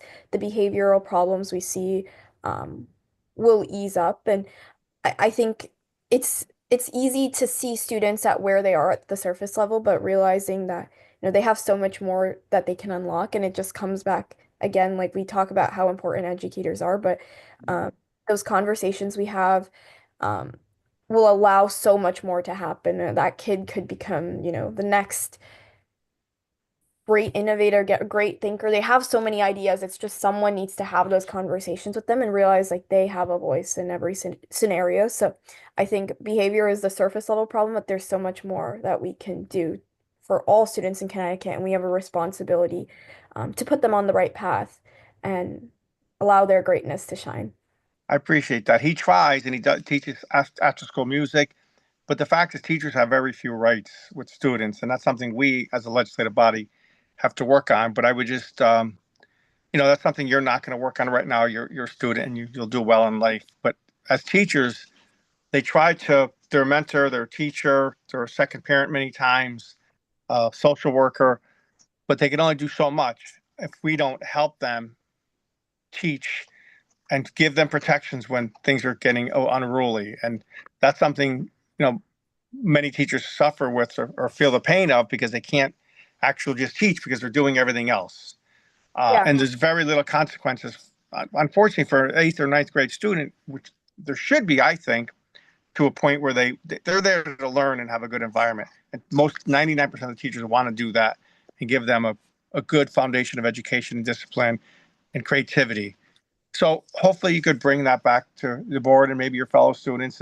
You're not going to change the world, but we need, I think, not just because I've heard of so many teachers for years, they want to teach, but unfortunately, sometimes there's so many other problems they just can't teach, and many times they get out of it because they just can't take it any longer. Yeah, we see that with educator burnout, and I think it's a very interesting point. Like, as the teacher list of responsibilities they have to take on continues to be added to, but there isn't a lot of benefits they're receiving or a lot of support. It's really, really hard and emotionally draining, like when we talk to educators. But I think it again goes back to that partnership between district leadership, administrators, and other fellow students. I think if the educator can't have all the conversations, obviously instructional teaching is the most important thing. Students are your own peers, and being that support for someone else is just as important. But again, I think we can't change the world, but we can change one person's world. So anything we can do as a school community together, putting all of these stakeholders together, will allow us, to make that impact on one student's life. I appreciate that. You'll do well. I wish you the best, and I give you a lot of credit for stepping up and doing this. Thank you, Mr. Chair. Hello? Thank you. I appreciate that, Representative Nuccio. This is Good morning. Thank you put yourself for back on mute. coming in. Dave, you're still, you have to, there you go. Thank you for coming and answering our questions. So you're an impressive young lady. Listening to you talk and that is impressive, and you're definitely passionate about this. So because you're so passionate about it, I want to challenge you a little bit. I've been looking at a lot of things lately because kind of like what Representative Yacarino was talking about, I think schools have almost become kind of a catch-all, right? They're expected to do all kinds of things that teachers were never intended to do. When we talk about our police force, we do the same thing. It's like we want cops to know how to do every single thing, and that's not how they're trained, right? We're asking teachers now, you have to do all of these different things. And in my research, as I go back, what I have been looking at is basically, I benchmarked myself at 2007, which was the No Child Left Behind law. And I looked at national and the state of Connecticut test scores going back to 2007. And then progressively, when we introduced Common Core, and when we went back to mastery-based learning, and we've looked at like all of these different ways where these larger governmental board of eds, whether it's Department of Education or the State Department, the State Board of Ed and all that, are kind of messing around with how they think things should be taught. Every single test score has gone down from those points. Every single bench point has gone down, and they've continually gone down every time like these larger government corporation stuff kind of gets involved with it. And now we're seeing in Connecticut, people talk about trying to catch back up to where we were at 2020, but prior to 2020, we were still low. Like we haven't even gotten back to where we were prior to that, right? So the test scores just keep getting worse and worse and worse. And some people will tell you, you know, you can't judge a kid based off of the test score and all this other stuff, and you have to look at the whole everything. And I get that, but the world does test us on what we know. And when we look at jobs in America, high paying engineering jobs, and you know, like you said, you mentioned something about STEM. I have 3 daughters. My daughter was in a STEM in college, like she got a STEM scholarship. She was all about that biochem, chemistry, all this crazy stuff that I would never do. I'm an accountant. Science is freaky. But she loves it, right? We don't have enough kids who can fill those jobs in America. So then we have to get the H-1 visas and this and that to import education. Is kind of like we're importing education. So I'm wondering, you know, as a young person who's in school, who, you know, you're in Farmington, that's a pretty diverse area. You've got to be able to see a whole lot of socioeconomics and, you know, a lot of other, like everything else that's out there. How would you push the Board of Ed to finally start recognizing that we're doing all of these other things, but we're still not educating all of our kids? Yeah, and I think it's very important. Like we talk about getting back to 2020, but I know what you're talking about when you say performance prior to that date was much better. We've had these conversations on the board, and it's really come back to we look at standardized testing at SAT English, SAT Math, but we also now look at dual credit. Some kids are not, you know, just how their brain is wired, how we're being taught in the class environment. We're not prepared to take a test. Our English class isn't an SAT English crash course.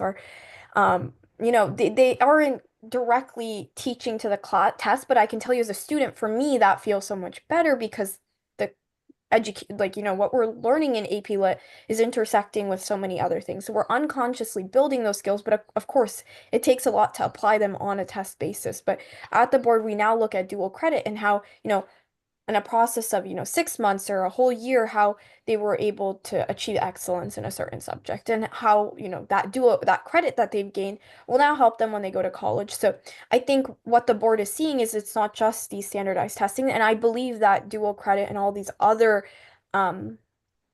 scores are more indicative of a student's performance, because I can tell you, like, one sitting of an exam, and I know that the world does test us and I understand all of that.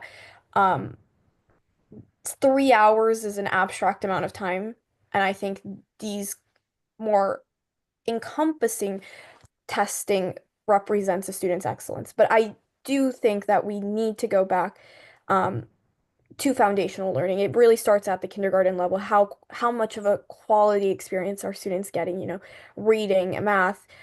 Coming from Farmington, we have high quality education, but if you're having a bunch of students who that goes back to even pre-K. Like, how is the pre-K? Like, what are they doing between the ages of 3 to 4? So there's so many different levels of intervention that need to occur to bring students back to that excellence level so they can fill every job possible.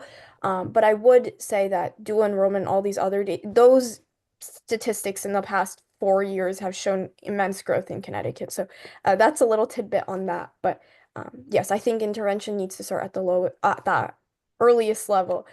So students don't fall under the cracks and they're just playing catch up their whole lives, because I can tell you that seeing students in my own school and talking to other educators, it's really, really frustrating when you're always running a race. Like, you're not just at the line and walking, you're always running, and it feels like a never-ending marathon. That's very demoralizing, and it's really hard to stay motivated when I think what you just said there is kind of part of the problem. You know, when 2007 and No Child Left Behind and all of that became such a big thing, the kids are taught from test to test. Like you said, it's like it's a sprint every time. Like, it's a sprint and barely a water break, sprint again, and we're not functionally teaching kids anymore. I'm on the special ed committee, and we're looking at you know, the high percentage of kids that are now being diagnosed as special needs, right? But as you mentioned, if they were actually being,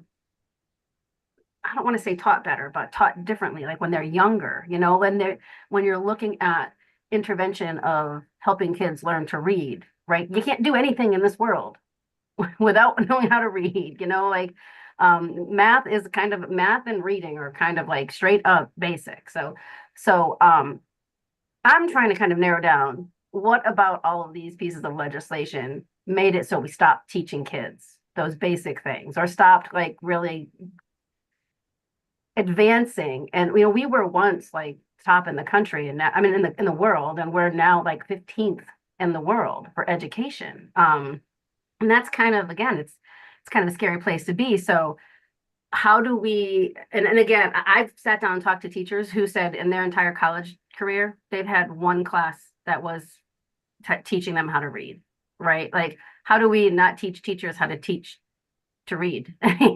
So I think like, I look at the role that you guys have at the State Board of Education to kind of listen to things like this, right? Listen to everything. Don't get pigeonholed. Don't stay in an echo chamber, but challenge the fact that since 2007, our kids have not been maintaining education that they were before. And we are really losing ground in the world of education. And we need to really focus on getting back to making sure our kids have these skills, so we can compete not only in the Connecticut environment or in the United States environment, but in the world environment.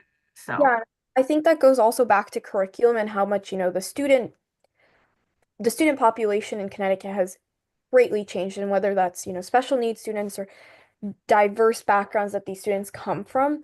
I think it goes back to the way they're being taught. And you're very right when you say, if they had been taught in a more individualized manner, or if it was adaptive to, where that student is at. So that also encompasses like cultural background, adaptive for how you think oftentimes in education, it's like one slideshow, one activity for the whole class to do, but not every student learns the same way, not every student studies the same way.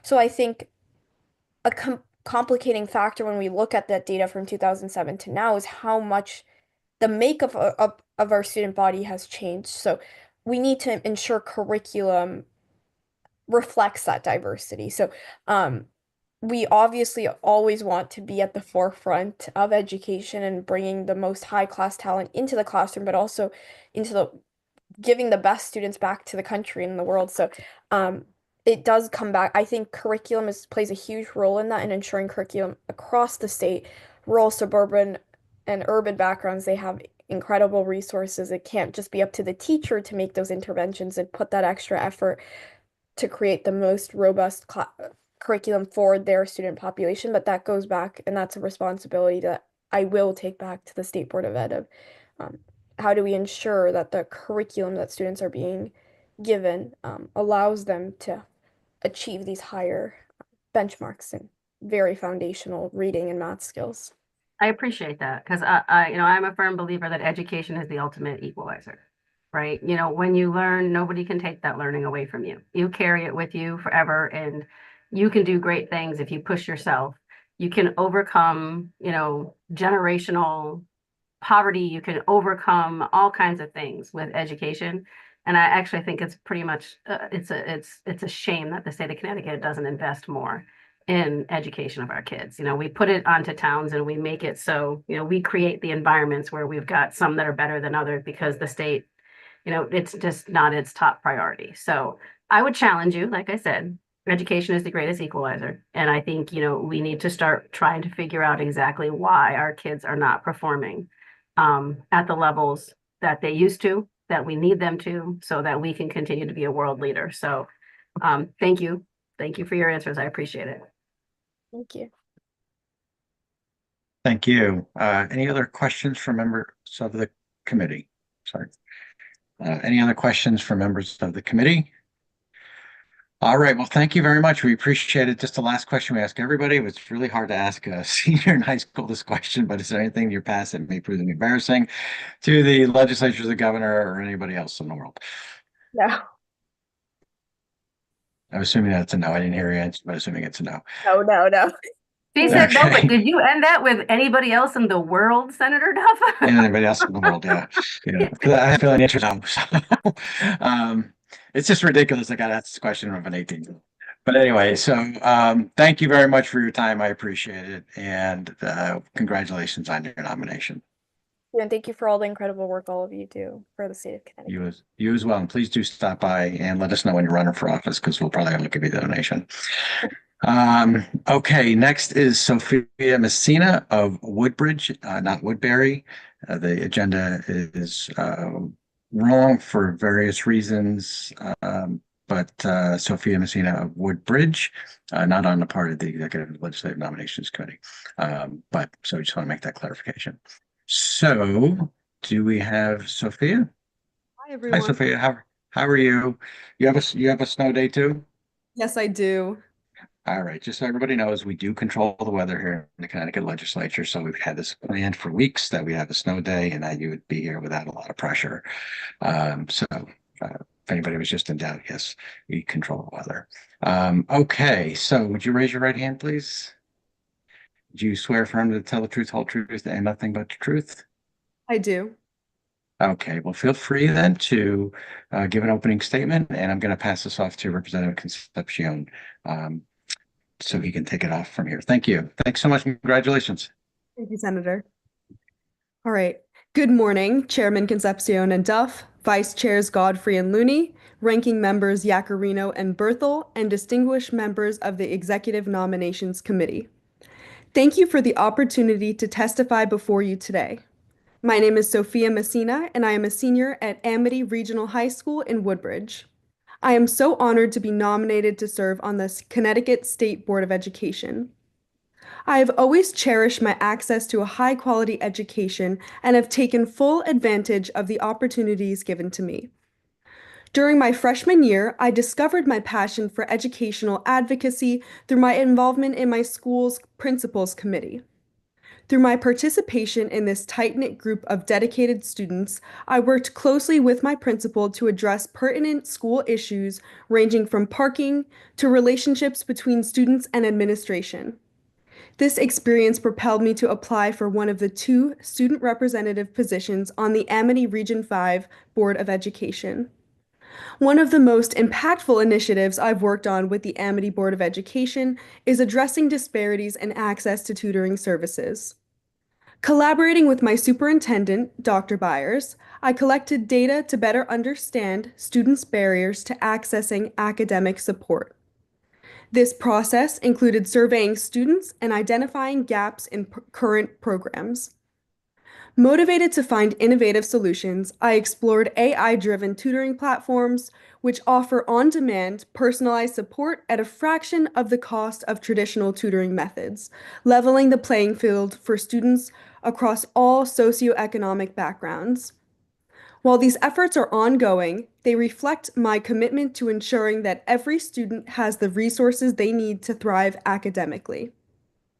While on the Amity Board of Education, I also successfully advocated for adding Eid al-Fitr, Diwali, and Chinese Lunar New Year as school holidays, reflecting and representing the changing demographics of my community. Additionally, I championed the expansion of translation services for non-English speaking families, recognizing the importance of making educational information and resources accessible to all. My role on the curriculum committee has allowed me to bring a student perspective to critical decisions, ensuring that the voices of those directly impacted by policies are heard. Beyond my work with the Amity Board of Education, I have sought opportunities to lead and create change in my community. I co-founded the Amity Fencing Club during my sophomore year, transforming it into a varsity-level cooperative team with North Branford. Moreover, I am a proud member of my school's Havens Harvest Club, which coordinated the collection and donation of 11,610 pounds of non-perishable food items from school lunch waves to 5 agencies in New Haven and Ansonia from 2022 to 2024. Regarding my community impact, I am the first student representative to serve on my town's Conservation Commission. Moreover, through my school's science research program, I worked with an entomologist at the United States Department of Agriculture to create a novel spray mechanism to deliver an environmentally friendly miticide to control varroa mite infestations in beehives.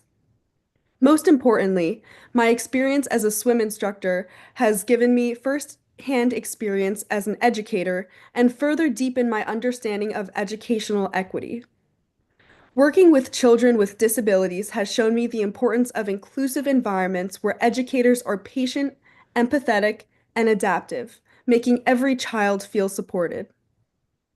Recognizing the importance of communication in fostering these connections, I have dedicated time to learning Spanish to build stronger relationships with my bilingual students. My work has been recognized in a variety of ways. I have been named a Coca-Cola Scholarship semifinalist and a National Merit Commended Scholar, received the National Spanish Exam Premio de Oro, received the Yale Book Award, and was awarded third place in the environmental science category at the Connecticut Science and Engineering Fair. Most recently, I was accepted to Yale University, where I will continue my post-secondary education. I feel incredibly honored to represent my peers on the State Board of Education, and I endeavor to continue amplifying student voices on important matters such as technology usage in the classroom and improve access to information about educational opportunities and scholarships in underprivileged communities. I thank you for your time and consideration of my testimony. I am open to any questions you may have about my background or experiences. Thank you very much, Ms. Messina. Congratulations on your nomination. Again, blown away by your experience and everything you're doing in high school. Are you currently a senior? Yes, I'm currently a senior. Any plans for next year? Yes, so I will be attending Yale University in the fall. I'm very happy to be staying in Connecticut because I love this state. Congratulations on that as well. I asked this to our last nominee, but I'm glad that you're staying in state, but many of our students choose not to. Is there anything that we can do both on the Board of Education side or on the legislature side to better attract and retain kind of that young talent that sometimes we're losing out to other states? So again, as I mentioned in my testimony, I think that publicity is a major thing. I think that if these opportunities were more publicized and students were made aware of them, a lot of students would take advantage of them. And I think that funding is also a major thing to consider. If students are given financial incentive to stay in state, whether it be merit scholarships or scholarships to attend certain universities or programs, I think that they would be much more likely to stay in the area. Great. Both you and Ms. Bala both mentioned AI in your testimony. How prominent is the use of AI in high school, and how do we ensure that any usage is proper usage? So I think that AI usage for school assignments is pretty low because many schools employ AI detection tools and will penalize students for using AI to create work that is supposed to be their own original work. However, as I mentioned in the testimony, I think that AI provides a lot of great platforms for learning and can bridge many barriers for students. So one example of this is there are certain tutoring platforms like Conmigo, which will personalize tutoring to each student, and it's either free or very low cost. So that's a great option for many students who may be dealing with financial barriers to get extra help in schooling. So they can also be great platforms for students to get extra help or learn things. Great. Over the last year or so, there's been obviously a huge discussion on the use of cell phones or getting cell phones out of the classrooms. What's your take on that? So I think that it really depends on the schooling level that the student is in. I think that in elementary schools and middle schools, where students are dealing with less responsibilities and have less safety issues to deal with, I think that cell phones should be completely not in the classrooms and turned off and put away. However, in high schools, I think that students are dealing with a lot more responsibilities and outside obligations that adults may not necessarily know about. For example, certain students may have to work to support their families.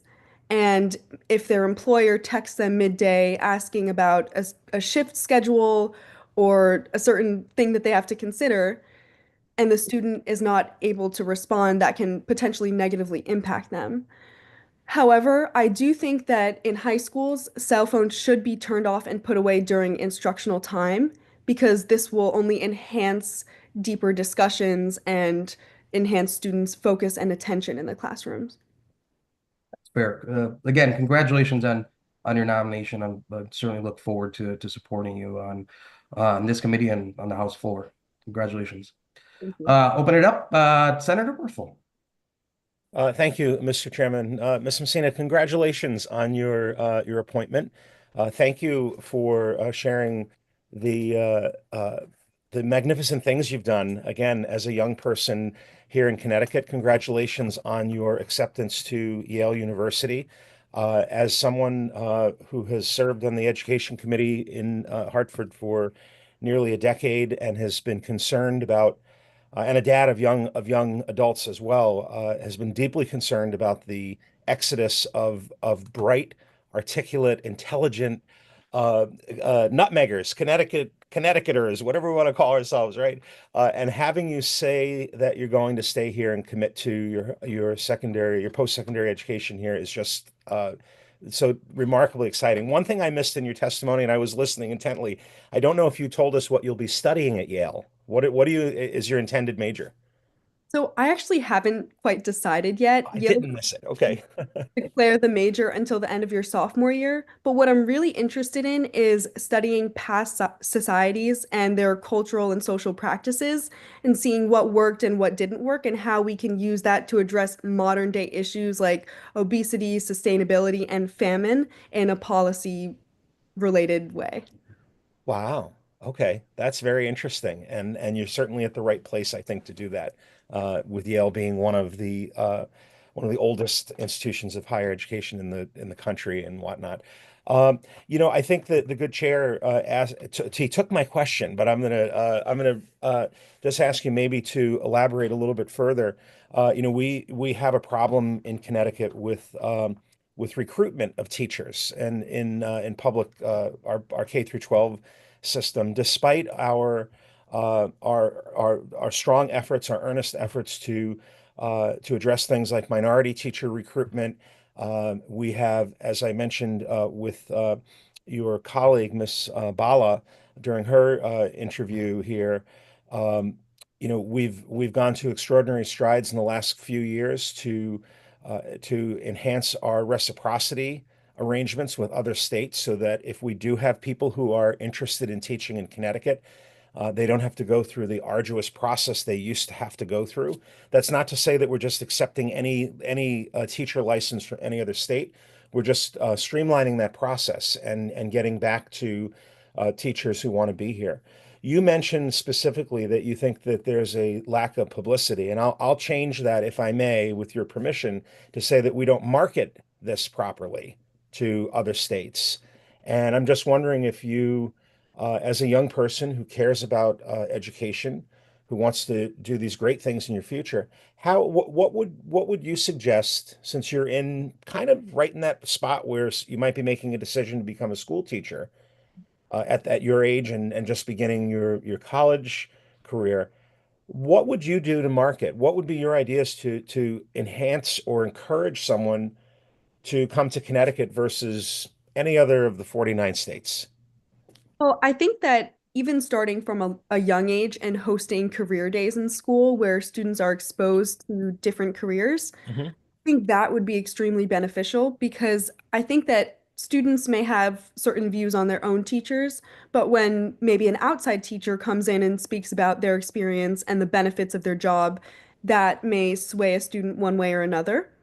And then I think as students get older and they explore college and then their career plans, I think that emailing or reaching out via social media to certain groups affiliated with education and saying, hey, we're hiring for this position, we're looking for educators, here's the process of getting certified, these are the requirements we have for the job. I think that clearly delineating all of the requirements and the benefits of the job would definitely encourage more people to apply. Okay, good. I like that.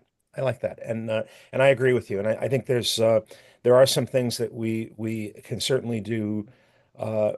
We can start to do, and some things perhaps that we can do a little bit better already, and that's not with any deference to those who are doing it now. So congratulations. I wish you the best of luck. As I said to Ms. Bala, if you are in Hartford and we are working, or if we're in the chambers, please find your way into the chambers so that we can recognize you and say hello in person.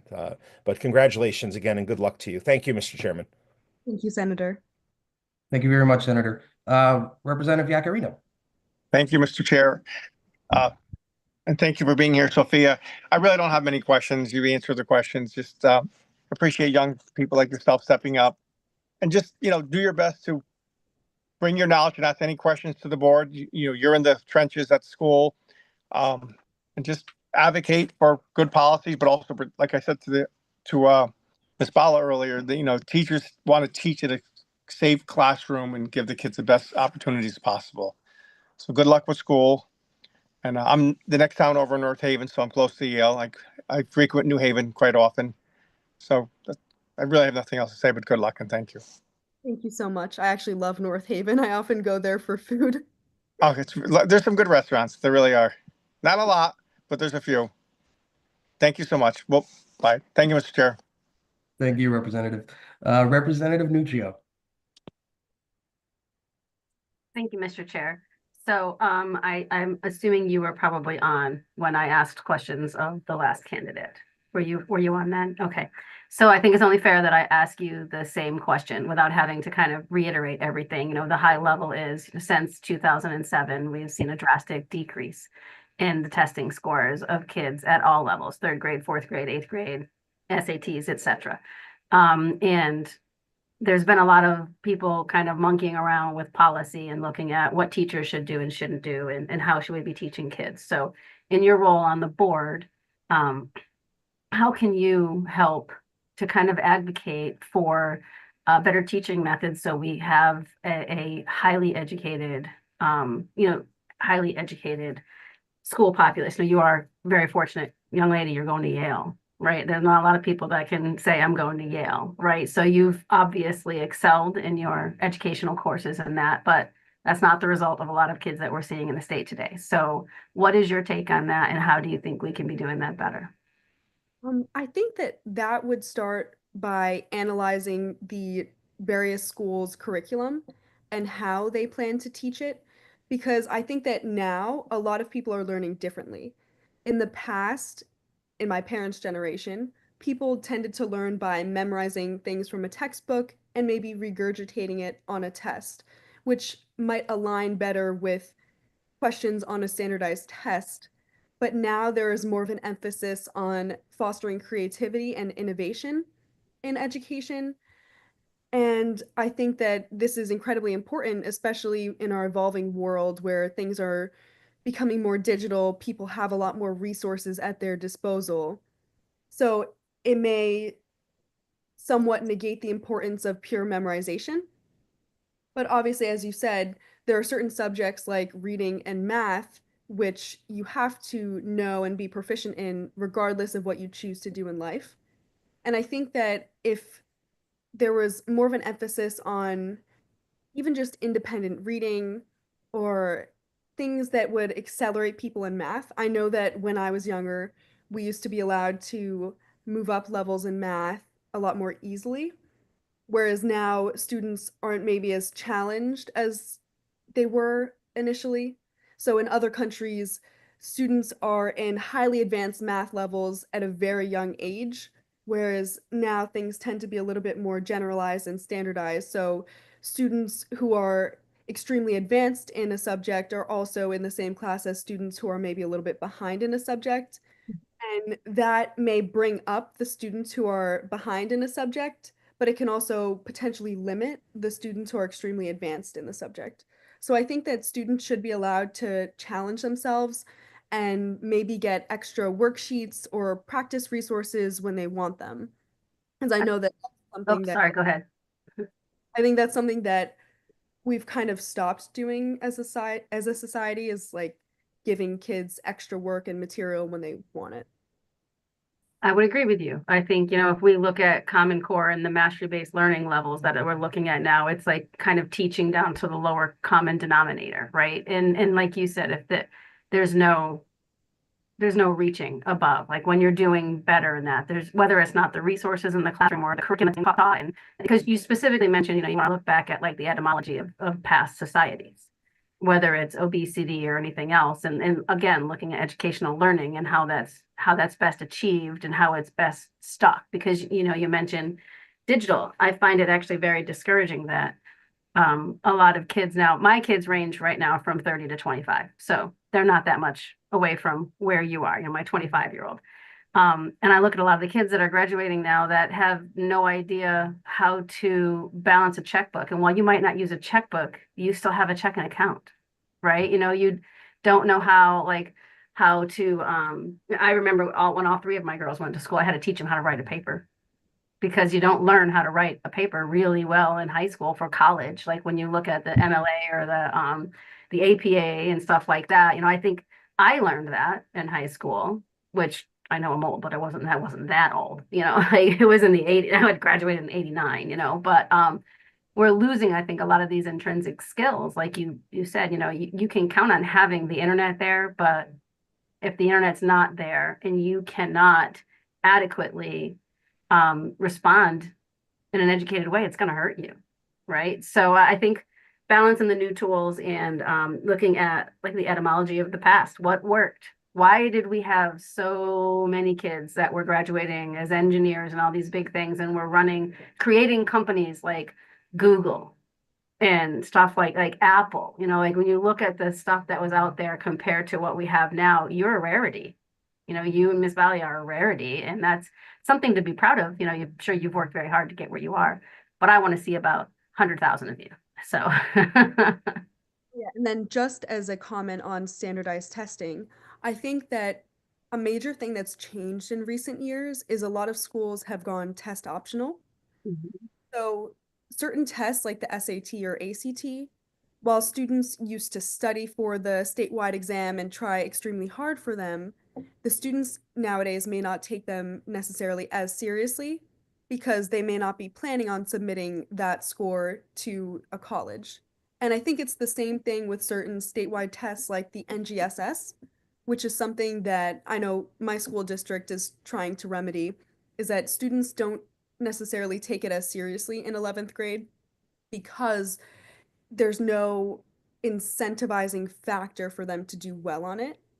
Because beforehand, when we took it in 5th grade or 8th grade, that would be used for placement purposes in science classes. But in 11th grade, the score is not being sent to colleges. It's not being sent to pretty much anybody who would change their leveling on something because of it. And I think that as a state, we really need to work on incentivizing factors for students to do well on these tests if we want them to continue to be successful measures of student academic achievement. I think that's definitely, I think you're right on that. I think we also see, if you look at the statistics from Connecticut students, I know in my town, which I think has a great education system, last time I looked, I think only 22% of the seniors were considered quote unquote college ready. And there's a large population of kids that are going to college now and having to take remedial classes because, they're not prepared in math and in English or in science, and then that adds time and it adds money and it makes the colleges rich and it doesn't help you because it makes your debt a lot higher, just to go back and learn the things that you didn't get out of high school. So I think we're kind of in a vicious cycle here, and I'm looking for like the next generation to come in and topsy-turvy things and make it so education is back to putting us as top in the world and not 15th. So thank you very much for your answers. Thank you, Representative. Thank you, Representative. Any other questions from committee members? Seeing none, Ms. Messina, there is one question that we ask of every nominee. Is there anything in your past that might prove embarrassing to this committee, to the governor, to the state of Connecticut? Nope. Wonderful. Congratulations again. Thank you for your willingness to serve. Look forward to supporting you. Thank you so much for having me, and thank you for all the work you do for students like me. Appreciate it. All right, well, seeing no other item on the agenda, I will adjourn the public hearing portion of today's Executive and Legislative Nominations Committee meeting and immediately convene the committee meeting of the Legislative and Nominations Committee meeting for February 6, 2025 to order. We have 3 items on the agenda, and let me just pull it up to make sure I have everything correct.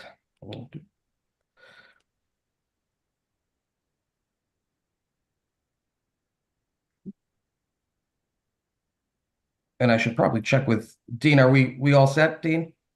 Yes, Mr. Chairman. Wonderful. All right, so the first item on the agenda is the nomination. It's a House Joint Resolution for review. This is the nomination of Sonia Varela-Asare of Windsor to the State Elections Enforcement Committee. Is there a motion? I move a JF, Mr. Chairman. Motion made by Representative Godfrey. Is there a second? Second. Seconded by Representative Sanchez. Any discussions? Seeing none, Mr. Clerk, please call the roll.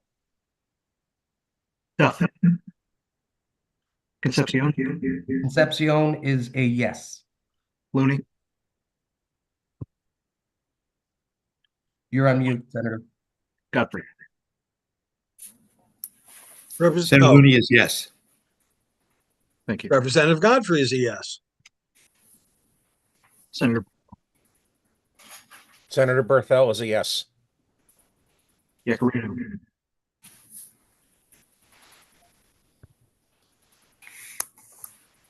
Zeno. Fonfaro. Gresco. Rep. Gresco votes yes. Haynes. Haynes is a yes. Representative, I didn't see your face.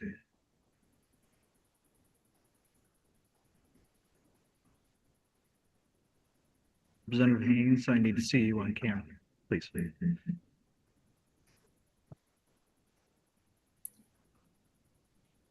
Irene, you're muted. Representative Haynes is a yes. Harding. Hartley. Kushner. Linehan. Martin. Nuccio. Representative Nuccio is a yes. I'm sorry, Representative, I didn't see you. Representative Nuccio is yes. Thank you. You're welcome. Retigliano. Rep. Retigliano votes yes. I apologize, Representative, I don't see you.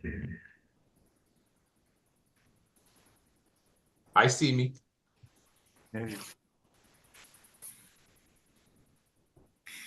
Representative Sanchez.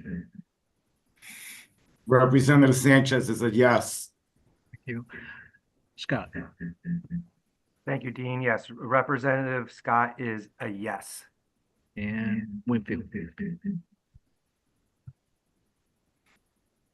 Dean, I'm on. Dave, Representative Yacarino's on. I missed you before, sorry. That's okay, thank you. I'm a yes.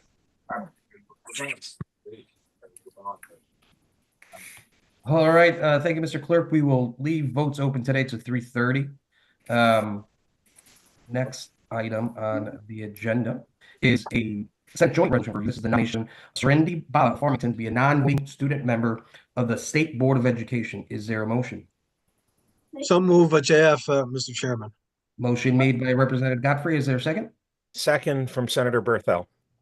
Seconded by Senator Berthel. Any discussions? Seeing none, Mr. Clerk, please call the roll. Duff. Concepcion. Representative Concepcion is a yes. Looney. Senator Looney is a yes. Godfrey. Representative Godfrey is a yes. Berthel. Senator Berthel is a yes. Yakarino. Representative Yakarino is a yes. Need to see your face, Representative. Yakarino is a yes. Thank you. Pacino.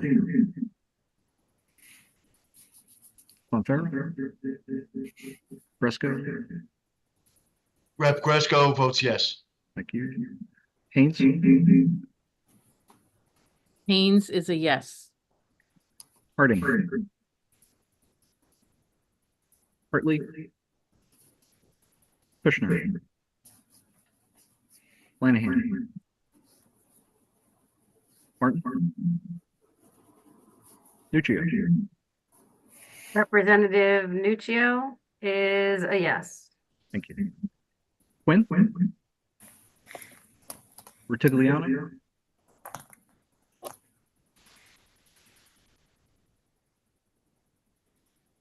Sanchez. Representative Sanchez is a yes. Thank you. Rep. Scott. Representative Scott is a yes. Thank you. And Winfield. Thank you, Mr. Clerk. And last item on the agenda today is another state Senate joint resolution for review. This is the nomination of Sophia Messina of Woodbridge, I believe, to be a non-voting student member of the State Board of Education. Is there a motion? I'll move it JF, Mr. Chairman. Motion Senator made by Berthel Representative seconds. Godfrey. Is there a second? Second from Berthel. Seconded by Senator Berthel. Any discussion? Seeing none, Mr. Clerk, please call the roll. Duff. Concepcion. Representative Concepcion is a yes. Thank you. Looney. Senator Looney is a yes. Godfrey. Representative Godfrey votes yes. Berthel. Senator Berthel votes yes. Yakarino. Yakarino is a yes. I'm sorry, Representative, I didn't see. Yakarino is a yes. Thank you. Thank you. Pacino. Bonferro. Bresco.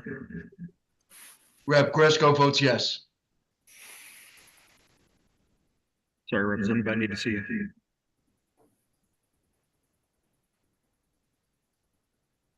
Representative Bresco, I need to see you. You don't hear that every day. Rep. Gresco votes yes. Thank you. Haynes.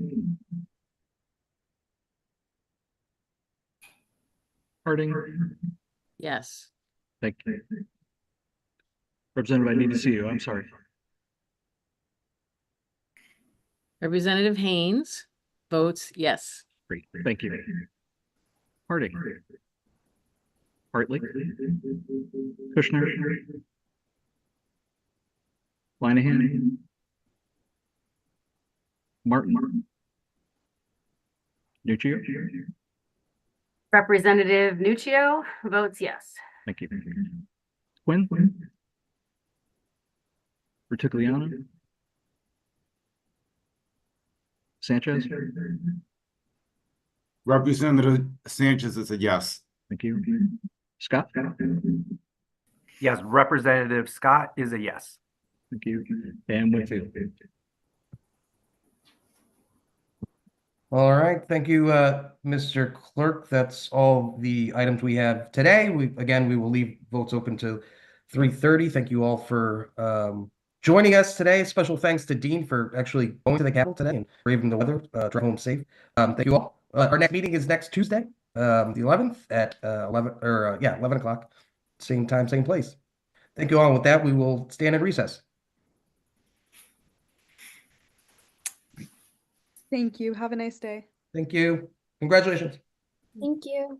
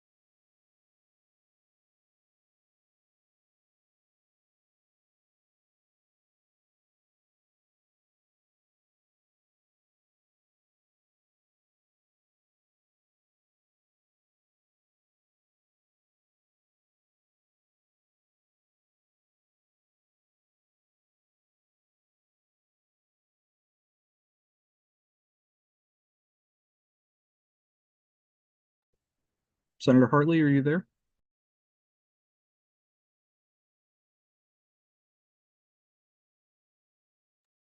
Rep. Quinn, are you there?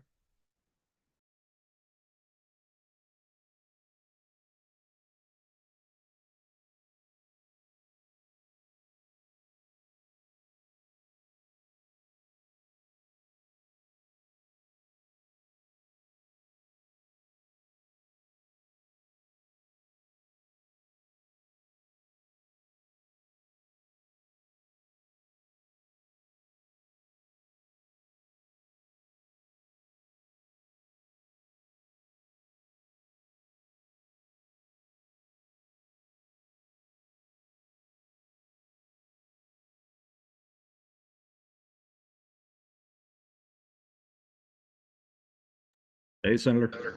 Hey, Dean. Yes, yes, yes. Turn my volume up here. Okay, I Oh. got you. All set? Yes, sir. Great. Have a great day. Bye. Oh, hang on. Oh, Hang on, Senator. You did not vote, so I need to record 3 votes from you, please. okay. Yes, Okay. Do you want me to read them off, or are you yes across the board, sir? yes, yes, yes. Okay, perfect. I'm Great. good. All right. Thank you so much. You bet. Bye. Bye-bye.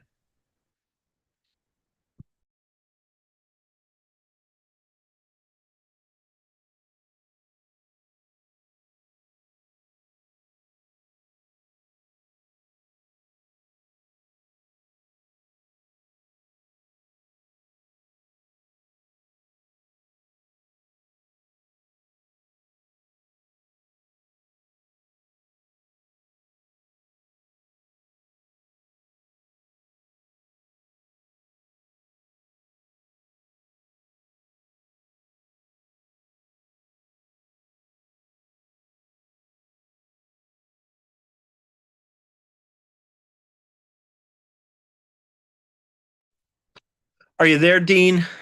Hey, Representative. Yes, I am. Okay. Okay, here goes. Resolution confirming the nomination of Sonia Worrell Asari of Windsor to the State Elections Enforcement Commission. Yes. Okay, thank you. The next one is resolution confirming the nomination of Shrinditi Bala of Farmington to be a non-voting student member of the State Board of Education. Yes. Thank you. The last one is the resolution confirming the nomination of Sophia Messina of Woodbridge to be a non-voting member of the State Board of Education. Yes. Thank you very much. Okay. Thanks, Dean. Sure thing. Take care, sir. You too. Thank you. Hi, Senator. Senator Duff. You're on mute. Oh, there you are. Okay, first resolution confirming the nomination of Sonia Worrell Asari of Windsor to the State Elections Enforcement Commission. Yes. Say again? Yes. Thank you.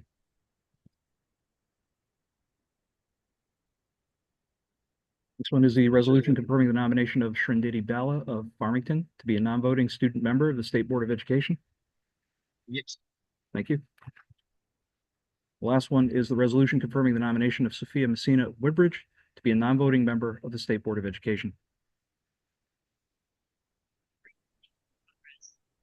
Dean, thanks for coming in today. Sure thing. I didn't pick up your last vote for Ms. Messina. Yes. Yes, thank you. Yes. Great. Thank See you. you later. Yeah, take care.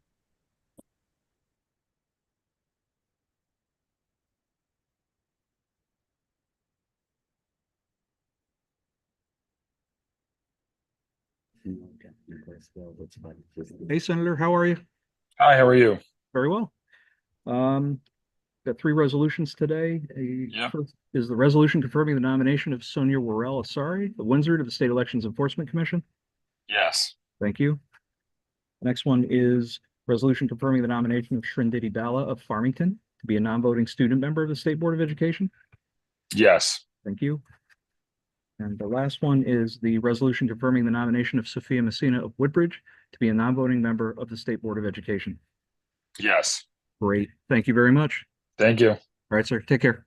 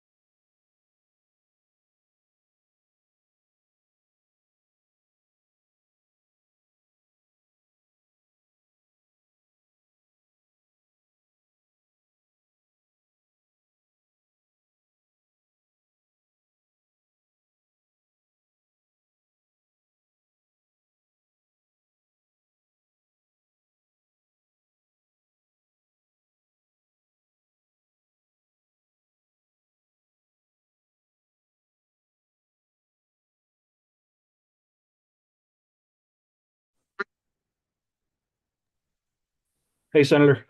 Hey, how are you? I am well. How are you? I'm okay. Sorry about that. No worries. It's a crazy day with everybody home, all the kids home, that sort of thing. Yeah. Yeah. Okay, so I've got three nominations for you. The first is the resolution confirming the nomination of Sonia Worrell Asare of Windsor to the State Elections Enforcement Commission. I'm in affirmative on that. Thank you. The second one is a resolution confirming the nomination of Shrinditi Bala of Farmington to be a non-voting student member of the State Board of Education. Absolutely in the affirmative. Thank you. The last one is a resolution confirming the nomination of Sophia Messina of Woodbridge to be a non-voting member of the State Board of Education. And that is an affirmative also. Great. Thank you very much, sir. Thank you. Have a good afternoon. You too. Bye. Bye.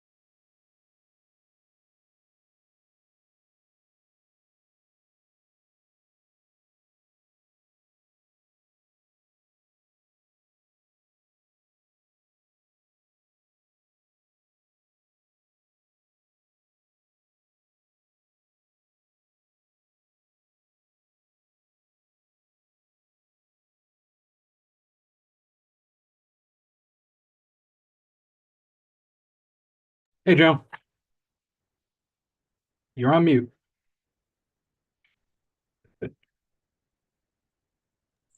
Okay, now, I got you. okay. For you. How many do we have, Dean? 3. Okay, All right, first one, resolution confirming the nomination of Sonia Worrell Asari of Windsor to the State Elections Enforcement Commission. in the affirmative. Thank you. Second one is a resolution confirming the nomination of Shrenditi Bala of Farmington to be a non-voting student member of the State Board of Education. In the affirmative. Thank you very much. And the last one is a resolution confirming the nomination of Sophia Messina of Woodbridge to be a non-voting member of the State Board of Education. In the affirmative. Thank you very much. That's it. Okay, Dean, are you there? Do you still have to drive? Yeah, but it's not bad. Yeah, how long of a commute do you have? Oh, like 15 minutes. Not bad. Oh, okay. Yeah, so I hear that like down this way, 84 is moving now. But if the temperature drops, be careful. Yes, I definitely will. Thank you. Okay, take care. Do we have anything on Tuesday? Yes, we do. How long of an agenda? 11 a.m., 3 items. I will be pushing the agenda and committee notice to you guys tomorrow. Okay, all right. Yeah, Yeah. I have a committee meeting, so I'll just be in and out there. And have we scheduled Peoria yet? No, Okay, all right. Do you have a clue when that might be? I do not at this time.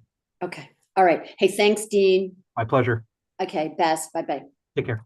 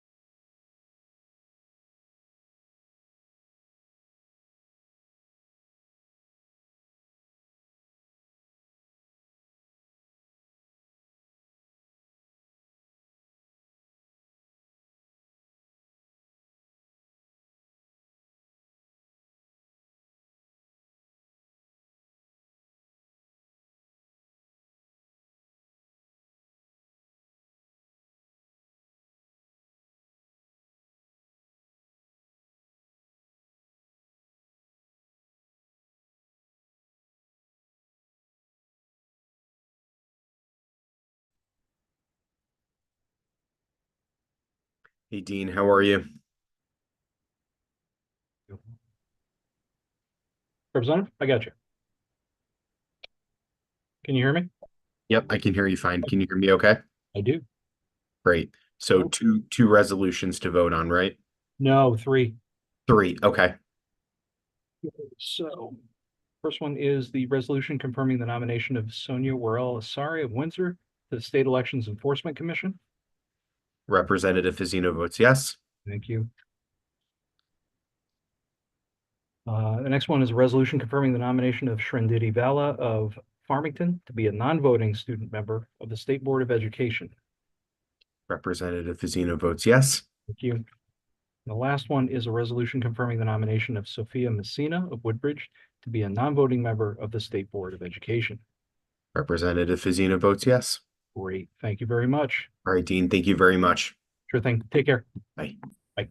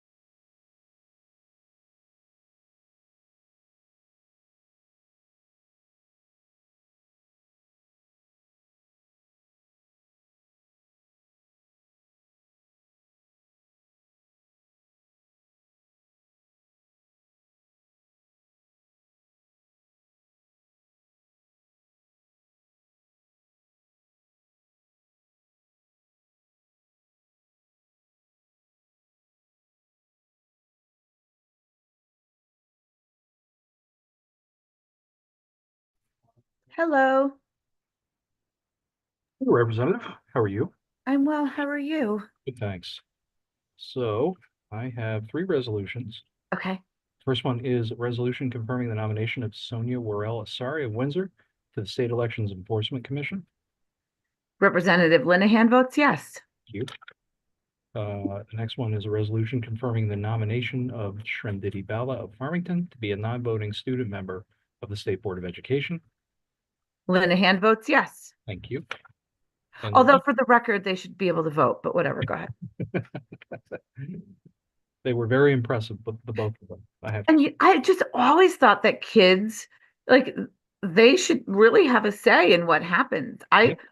Hey, you know what? Next year, maybe I'll put in a bill to allow 16 and up to vote in school board elections. I like it. Well, you may like it, but not everybody will. But anyway, go ahead. And the last one is a resolution confirming the nomination of Sophia Messina of Woodbridge to be a non-voting member of the State Board of Education. Same thing. Linehan votes yes. Great. Thank you very much. Thank you. Have a good day. You too. Thanks.